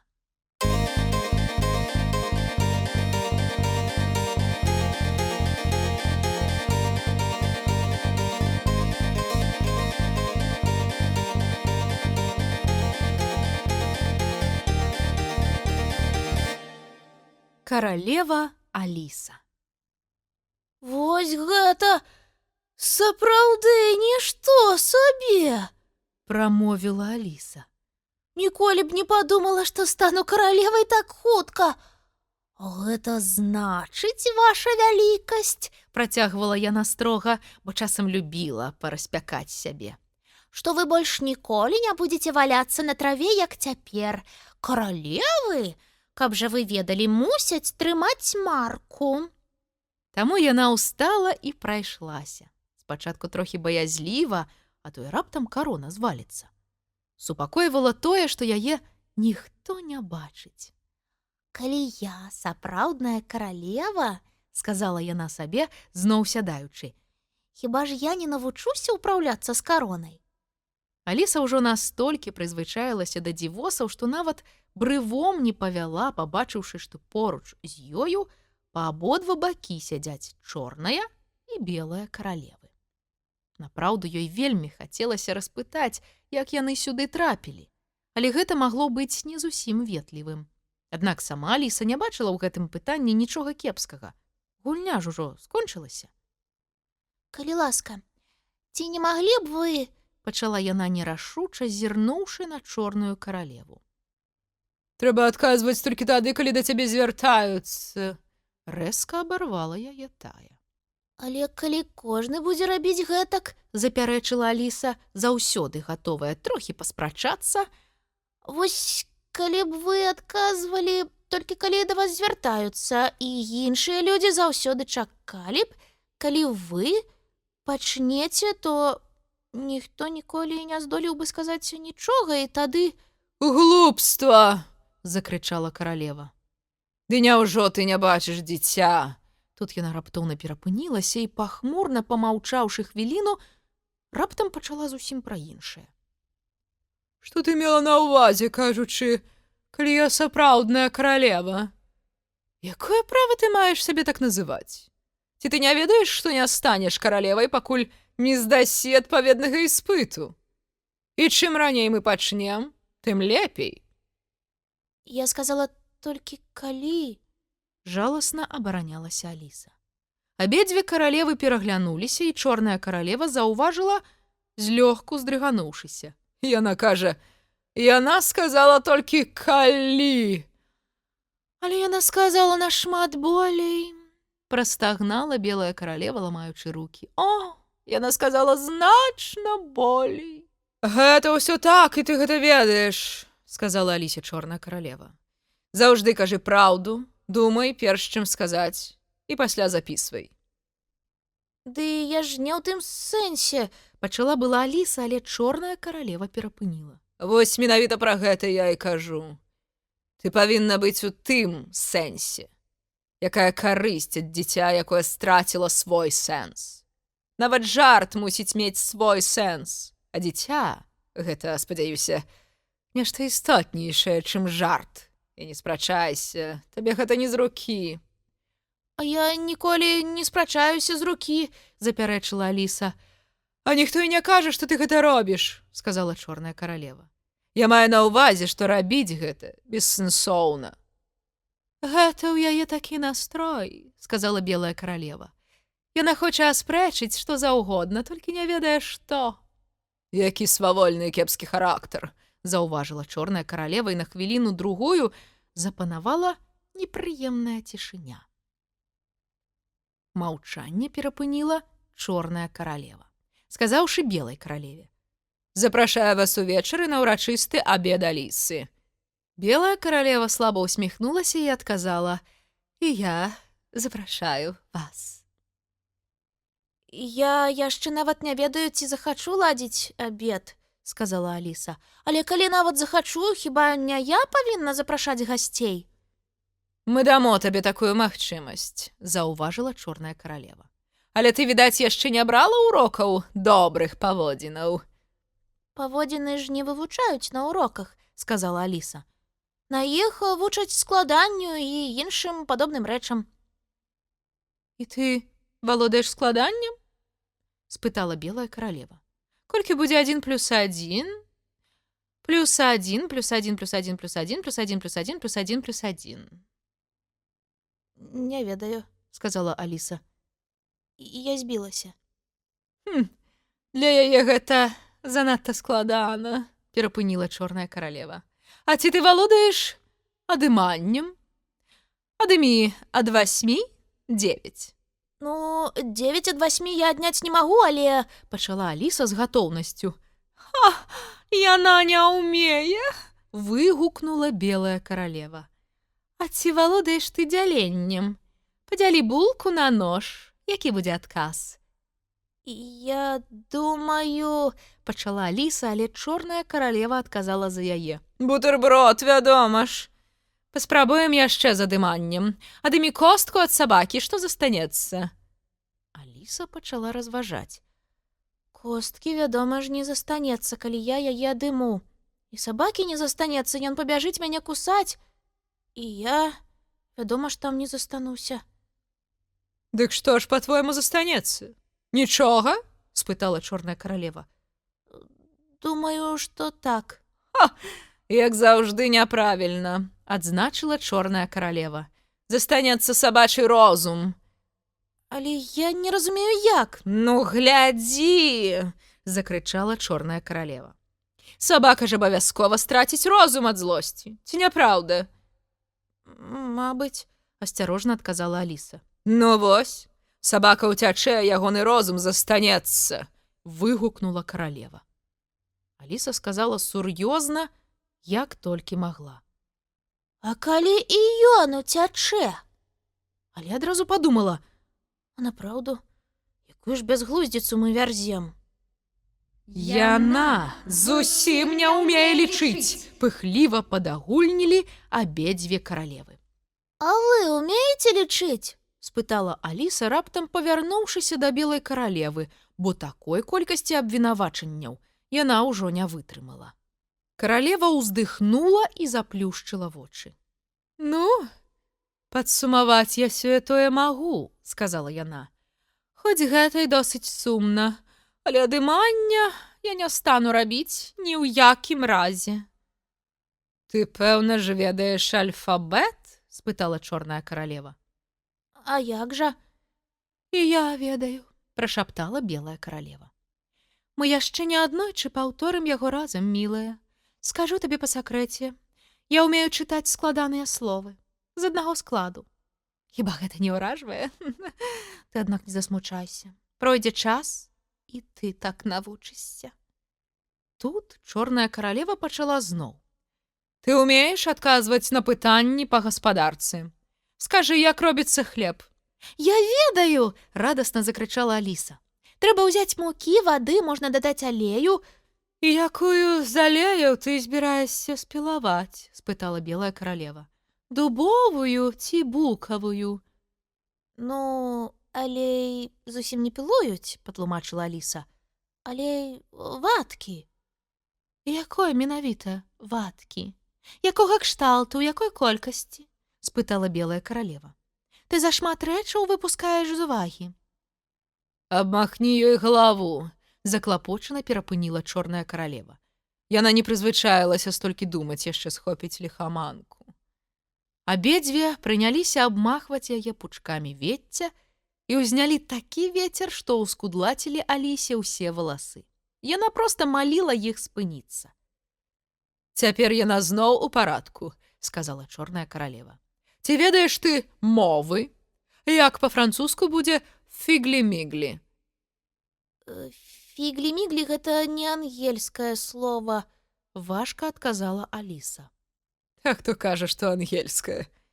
Тут Алісе здалося, што яна прыдумала выйсце. А вы мне скажыце, з якой мовы фіглі-міглі? А я тады скажу, як гэта будзе па-французску. Пераможна выгукнула яна. Але чорная каралева напышліва выпрасталася і прамовіла: «Каралевы не гандлююцца». Калі б каралевы яшчэ не пыталіся, падумала Аліса. Не будзем сварыцца, затурбавалася белая каралева. Ад чаго бывае маланка? Маланка бывае, вельмі рашуча пачала Аліса, бо пачувалася вельмі ўпэўнена. Ад навальніцы, ой не, хуценька паправілася яна. Я мела на ўвазе не гэта. Выпраўляцца позна, сказала чорная каралева. Калі ты нешта ўжо сказала, то так яно і будзе. а ты мусіш адказваць за наступствы. Я ўзгадала, сказала белая каралева, знервавана сціскаючы і расціскаючы рукі. Вось у аўторак была такая навальніца. Я зразумела, маю на ўвазе тыя аўторкі, што былі на мінулым тыдні. У нас, заўважыла Аліса, у тыдні кожнага дня па адным.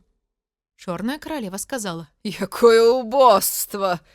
Тут часта бывае па 2-3 дзён і начэй адначасова, а ўзімку начэй можа быць і адразу 5, вядома ж, для цеплыні. Хіба 5 начэй цяплейшыя за адну? здзівілася Аліса. Вядома ж, у 5 разоў. Але яны гэткім жа чынам могуць быць і ў 5 разоў халаднейшымі. Дакладна, Выгукнула чорная каралева.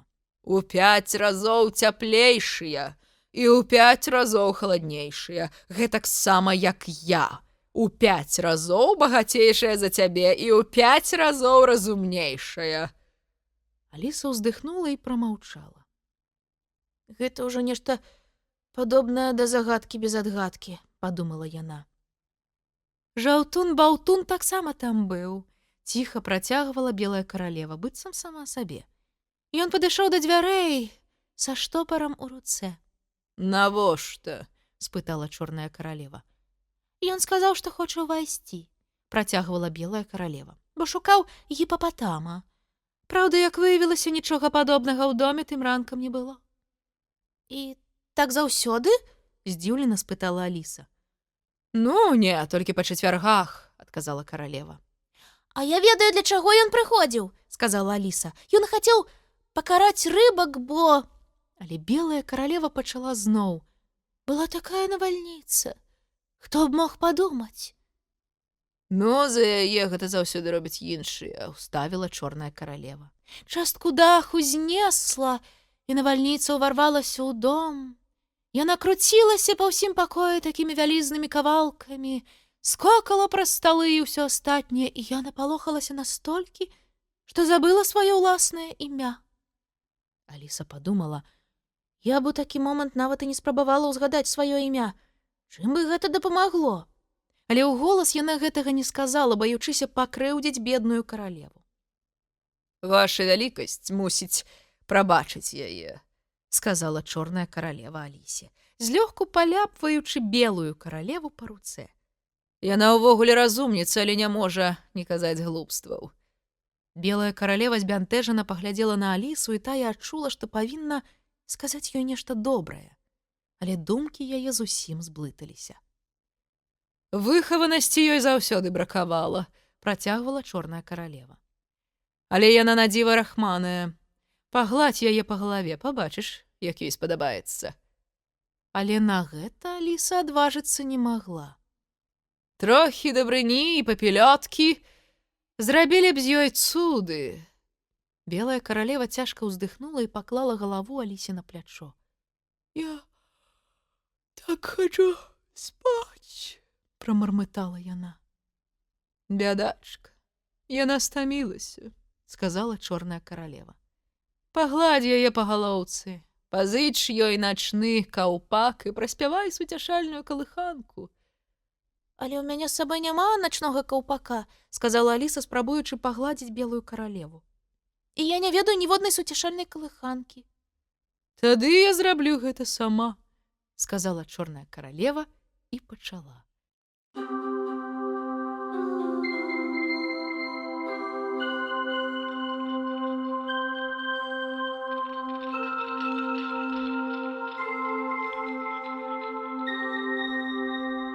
Баюнькі вашу вялікасць баю.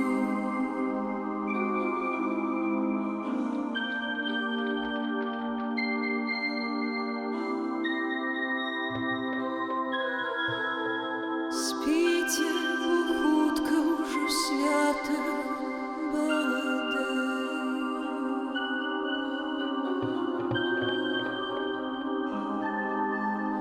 Пойдем з банкету на баль пакрыцця. Дзве каралевы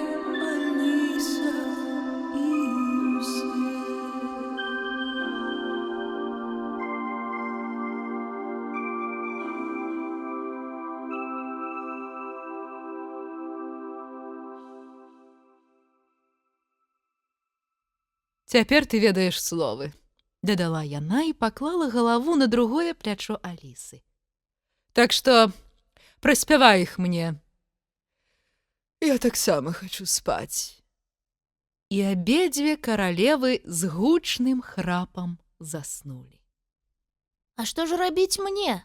Прамовіла Аліса, зусім разгублена азірнулася, і адна за другой дзве круглыя каралеўскія галавы сыслізнулі ў яе з плячэй. І як цяжкія кулі паклаліся ёй на калені. Наўрад ці калі-небудзь дагэтуль камусьці даводзілася клапаціцца пра 2 сонных каралеваў адразу, Разважала яна далей. у гісторыі Англіі дык дакладна, бо ў ёй ніколі не бывала больш за адну каралеву адначасова. Ды прачынайцеся ж, сплюхі! Нецярпліва гукнула яна, але ў адказ данеслася толькі ціхае пахропванне. Але з кожнай хвілінай яно набывала выразнасць і гучала ўжо хутчэй, як нейкая песня. Урэшце Аліса здолела нават разабраць словы і так засяроджана ў іх услухоўвалася, што амаль не заўважыла, як 2 цяжкія галавы раптоўна зніклі з яе каленяў. Аліса ўбачыла перад сабою высокія аркападобныя дзверы, над якімі вялікімі літарамі было напісана «Каралева Аліса», а з кожнага боку ад іх вісела па вяровачцы ад званка. Ля адной было пазначана «Званок для гасцей», ля другой «Званок для слугаў». Пачакаю, пакуль скончыцца песня, падумала Аліса, і потым пазваню у... А ў які званок мне званіць? Тут яна разгубілася. Я ж не госць, не слуга. Тут мусіў бы быць званок з надпісам «Каралева». У гэты момант дзверы прыадчыніліся, з іх высунулася чыясьці доўгая дзюба і сказала: Не прымаем да пазанаступнага тыдня. і дзверы зноў захлопнуліся. Аліса доўга грукала і званіла, але марна. Нарэшце старэнькі жабусь, які дагэтуль сядзеў пад дрэвам, узняўся і марудна пакульгаў да яе. Уся вопратка жабуся была жоўтай, а на нагах вялізныя чаравікі. Ну, што такое? Спытаў жабусь нізкім хрыпатым шэптам. Аліса павярнулася, гатовая зрабіць вымову каму заўгодна. Хто тут адказвае за дзверы? Строга пачала яна. За якія такія дзверы? Паволі спытаў жабусь. Аліса ледзь не затупала нагамі ад злосці на ягоную марудлівасць. Ды вось гэтыя! Жабусь з хвіліну глядзеў на дзверы сваімі вялікімі тупаватымі вачыма, потым падышоў яшчэ бліжэй, працёр вочы пальцам, быццам правяраючы, ці не відзежа перад ім і ці не азнікне яна ад гэтага, і толькі потым паглядзеў на Алісу. Хто адказвае за гэтыя дзверы? Перапытаў ён. А якога ліха ты ў іх пыталася? Жабусёў голас быў такі рыпучы, што Аліса ледзь разбірала словы. Не разумею, пра што вы. Ну, я ж чалавечай мовай кажу ці як? Працягваў жабусь. Або ты глухая? Чаго такога ты хацела ад кагосьці за гэтыя дзверы пачуць? Нічога! Нецярпліва выгукнула Аліса. Я ў іх грукала. А вось і гэтага не варта было. Не варта, Прамармытаў жабусь. Яны адзвярыць могуць. Ён падышоў і грукнуў у дзверы сваім вялізным чаравікам. Ведаеш, ты іх не чапай. Уздыхнуў ён і паклыпаў назад да дрэва. Яны цябе не будуць. І тут дзверы расчыніліся насцеж, і пранізлівы голас заспяваў. За люстэркавы свет твае словы пачуў, я ў кароне прыйшла, кіраваць я хачу. Я загадваю ўсім, кім яны б не былі, каб да 3 каралеў на свята прыйшлі. І за ім сотні галасоў падхапілі хорам. Напомни уже, чарки, покуль ёсць дазвол, и гузиков с гонтой навалим на стол, и с калками каву, и с чайками чай, и тройчы по 30 Алису витай. Пачуліся бязладныя апладысменты. А Аліса падумала: Тройчы па 30-90. Цікава, хоць нехта з іх лічыць? праз хвіліну зноў усталявалася цішыня. І той самы пранізлівы голас заспяваў далей. А народ, люстра свету, усе до мяне. Я Аліса, хай кожны пачуе зірне. Стане з гонару кожны камарык, як леў, паабедаўшы сёння ў траіх каралеў. А потым зноў усе хорам. Нальем жа атраманту мелены мак, ці іншых напояў не горшых на смак. Мяшай крэм і крэйду, мачалы і мёд, Алісу вітай 100 разоў па 700. 100 разоў па 700. У адчаі паўтарыла Аліса. Не, гэтаму не бываць. Лепш увайду адразу. І толькі яна ўвайшла, адразу ж зрабілася ціха. Прайшоўшы па сходах у вялікую залу, Аліса ўсхвалявана агледзела доўгі стол. Гасцей было блізу 50, прычым самых разнастайных. Адны жывёліны, другія птушкі, было сярод іх нават некалькі кветак. Добра, што яны самі здагадаліся прыйсці, Падумала Аліса. Я ніколі не ведала, каго ў такіх выпадках прынята запрашаць. На чале стала стаялі 3 крэслы. 2 з іх занялі чорная і белая каралевы, а сярэдняе засталося вольным. Сядзець у цішы Алісе было даволі няёмка, і яна не магла дачакацца, калі ж хто-небудзь загаворыць. Нарэшце пачала чорная каралева. «Да супу і рыбы ты спазнілася», — сказала яна. «Прымайся за мяса». Падбеглі слугі, і перад Алісай з'явіўся барановы кумпяк. Аліса паглядзела на яго занепакоена, бо раней ёй ніколі не даводзілася рэзаць за сталом мяса. «Здаецца, ты трохі баішся», — сказала чорная каралева. «Дазволь мне вас пазнаёміць. Аліса — гэта кумпяк. Кумпяк — гэта Аліса». Кумпяк прыўзняўся ў талерцы і зрабіў Алісе лёгкі паклон. Аліса таксама пакланілася яму, не ведаючы, палохацца тут ці смяяцца.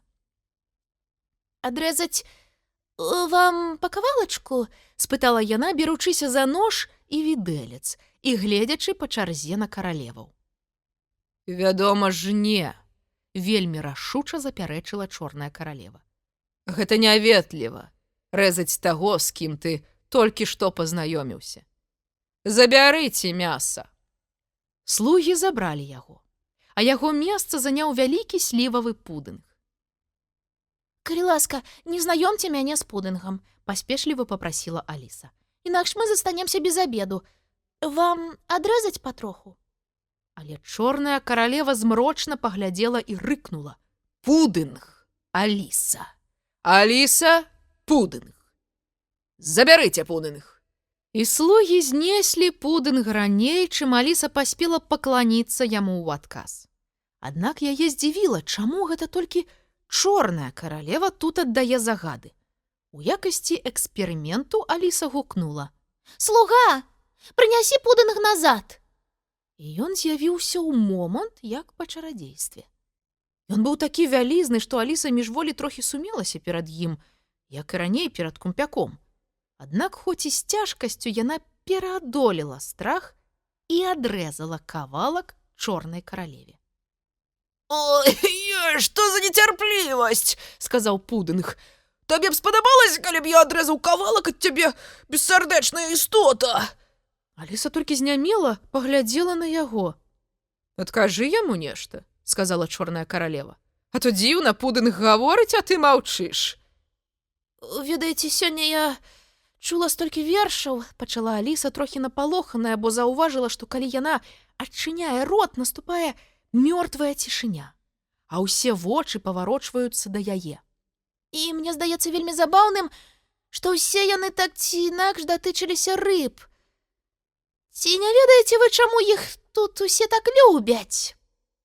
Яна звярталася да чорнай каралевы і атрымала даволі нечаканы адказ. «Што датычыцца рыб», — сказала каралева вельмі павольна і ўрачыста ў самае вуха Алісе. «Яе белая вялікасць ведае цудоўную загадку. Цалкам у вершах і цалкам пра рыбу. Хочаш яе пачуць?» «Яе чорная вялікасць была вельмі ласкавай, што ўзгадала гэта», — прамармытала белая каралева Алісе ў другое вуха, голасам, падобным да буркатання галубка. «Гэта будзе такая асалода. Можна?» Калі ласка. Вельмі ветліва сказала Аліса. Белая каралева радасна засмяялася і пагладзіла Алісу па шчацэ, а потым пачала. «Рыбу трэба злавіць. Гэта лёгка зусім, немаўлятку пад сілу. Потым трэба купіць. Гэта лёгка. Я ўчора за пені купіла. З ёй зрабіць бутэрброд. Гэта лёгка. На гэта і хвілі не пойдзе. І пакласці на спод. Гэта лёгка. Яе ж гатавалі на сподзе. Да вячэры падаць. Гэта лёгка, цяжка праляцець з ёю міма. З рыбы накрыўку зняць. Гэта цяжка, баюся, зусім немагчыма. Штось трымае бы клей. Рыба тут, а не возьмем ні я, ні нашчадкі. Адкажы, што прасцей? Адгадоўваць жывот ці адгадваць загадкі? Падумай над гэтым хвіліну, а потым скажы адгадку, загадала чорная каралева. Тым часам я вып'ю за тваё здароўе, здароўе каралевы Алісы, завішчала яна з усяе моцы, і ўсе госці адразу ж пачалі піць, прычым рабілі гэта самым дзівацкім чынам. Адны паставілі пеністыя шклянкі на галаву, як вогнегаснікі, а потым падхоплівалі струменьчыкі, якія сцякалі ў іх па тварах. Другія перакулілі графіны і пілі віно, якое сцякала з краёў на стале. А трое, выглядалі яны як кенгуру, забраліся ў талерку са смажанай баранінай і пачалі хляптаць падліўку, проста як свінні, падумала Аліса.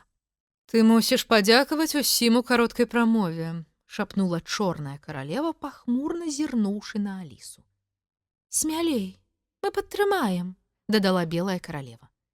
Аліса слухмяна ўстала і падрыхтавалася прамаўляць, хоць трохі і баялася. І вельмі удзячная, шапнула яна ў адказ белай каралеве. Але я выдатна абыдуся без гэтага. «Гэта будзе ўжо зусім не Тое, вельмі рашуча прамовіла чорная каралева, і Аліса ветліва пагадзілася. І яны так наваліліся, расказвала яна потым сястры, апісваючы гэтае свята. Можна было падумаць, што яны хочуць расціснуць мяне ў блін. Трымаючы сваю прамову, яна сапраўды ледзьве стаяла на нагах.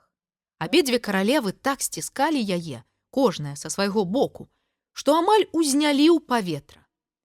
«Я ўздымаюся, каб падзякаваць!» — пачала Аліса і сапраўды прыўзнялася на некалькі цаляў. Але яна трымалася за край стала і здолела зноў апусціцца на зямлю. «Сцеражыся!» — завішчала белая каралева, абедзвюма рукамі ўчапіўшыся ў Алісіны валасы. «Зараз нешта здарыцца!» І тут, так потым апісвала гэта Аліса, здарылася ўсё і адразу. Свечкі павырасталі да столі і сталі падобнымі да сухапутных гарлачыкаў з феерверкамі наверсе. Бутэлькі ўхапілі па пары талерак і паспешліва прычапілі іх па баках, як крылы, а відэльцы — як ногі. І так пырхалі навокал, проста як птушкі, падумала пра сябе Аліса, наколькі ўвогуле можна было думаць у той жахлівай несянеціцы. У гэты момант збоку пачуўся хрыпаты рогат. Аліса павярнулася, каб паглядзець, што стала з белай каралевай, але замест каралевы яна ўбачыла ў крэсле барановы кумпяк. «А вось і я!» — пачуўся крык з супніцы. Аліса азірнулася, і якраз у час круглы добры твар каралевы з усмешкай вынырнуў над краем супніцы, і ў Тую ж хвіліну каралева знікла ў супе. Час не чакаў. Многія госці ўжо ляжалі ў талерках, а праз стол на Алісу рухаўся чарпак і падаваў знакі, каб яна саступіла дарогу. Я гэтага больш не вытрымаю! Закрычала Аліса і схапіла абедзвюма рукамі абрус. Добра пацягнула, і талеркі, ежа, госці і свечкі ўтварылі вялізную кучу на падлозе. А што да цябе? Працягнула яна, раззлавана гледзячы на чорную каралеву, якую лічыла прычынай усяго гэтага вэрхалу, але каралевы каля яе ўжо не было. Яна раптоўна стала маленькай, як лялечка, і цяпер вясёла круцілася па стале, даганяючы свой шаль, што хвастом цягнуўся за ёю. У любы іншы час Аліса б гэтаму здзівілася, але цяпер здзіўляцца болей проста не было куды. А што да цябе? Паўтарыла Аліса, схапіўшы дробнае стварэнне, якраз калі тое скокала праз бутэльку, што нечакана звалілася на стол. Я табе пакажу каціную трасцу.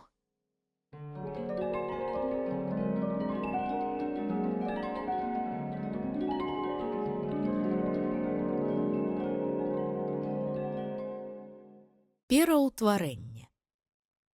Кажучы гэта, яна ўзяла каралеву са стала і што сілы пачала яе трэсці. Чорная каралева ўспрымала гэта зусім пакорліва. Толькі твар яе зменшыўся, пазелянелі. А Аліса ўсё працягвала яе трэсці, і яна стала карацейшай, і таўсцейшай, і мякчэйшай, і круглейшай, і...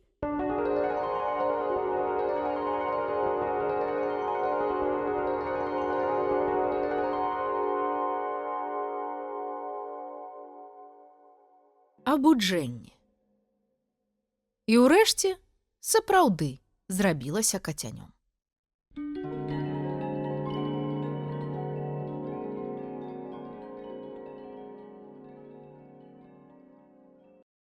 Хто каго сніў? Ваша чорная вялікасць, не муркайце гэтак гучна. Прамовіла Аліса, звяртаючыся да кацяняці паважліва, хоць і даволі строга, і праціраючы вочы. Ты пабудзіла мяне, а я бачыла такі цудоўны сон, і ты ўвесь час была са мной, Кіці, там, у залюстэркавым свеце. Так ці не, дарагая? Ва ўсіх кацянят, як аднойчы заўважыла Аліса, ёсць адна не вельмі прыемная звычка. Што ім не кажы, яны заўсёды муркаюць. Калі б яны хоць муркалі замест так і мяўкалі замест не, ці нешта такое, казала яна, тады можна было падтрымліваць размову. Але як можна гутарыць з тым, хто заўсёды кажа адно і тое ж?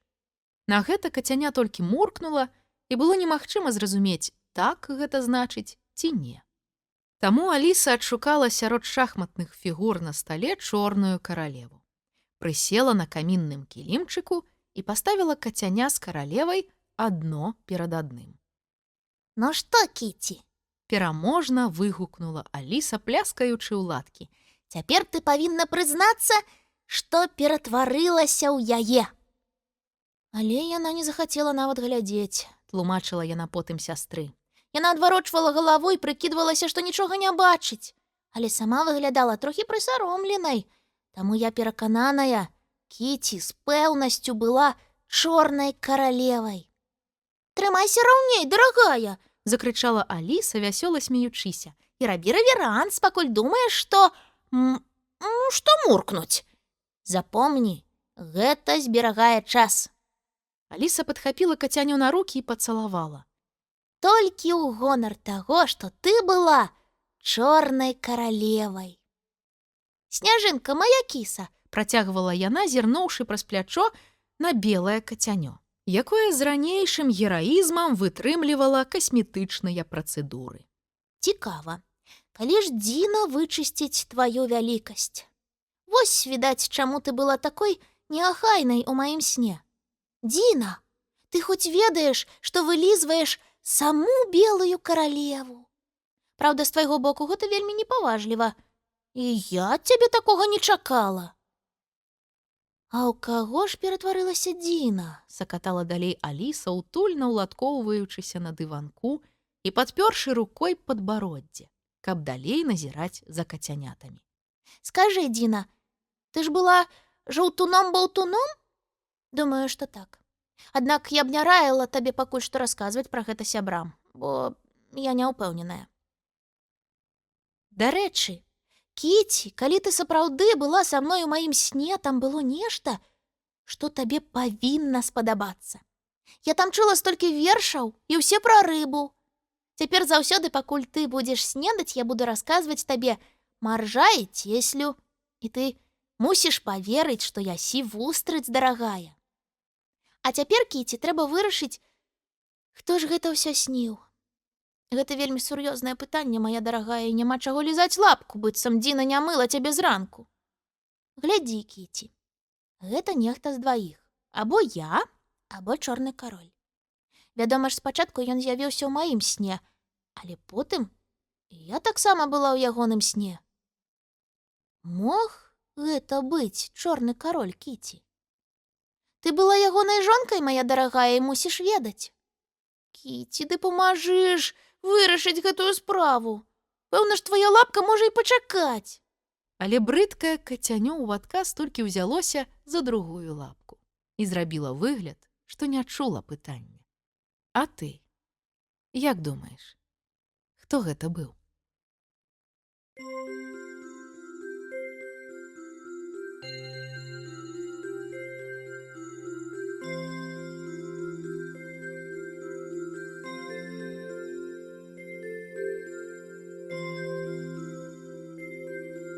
Аднойчы летам у чаўне люлялі хвалі, як у сне, і іх дзяўчатак і мяне. Сядзелі ціхенька ўтраіх, адно гарэлі вочкі ў іх, прасілі казачак маіх.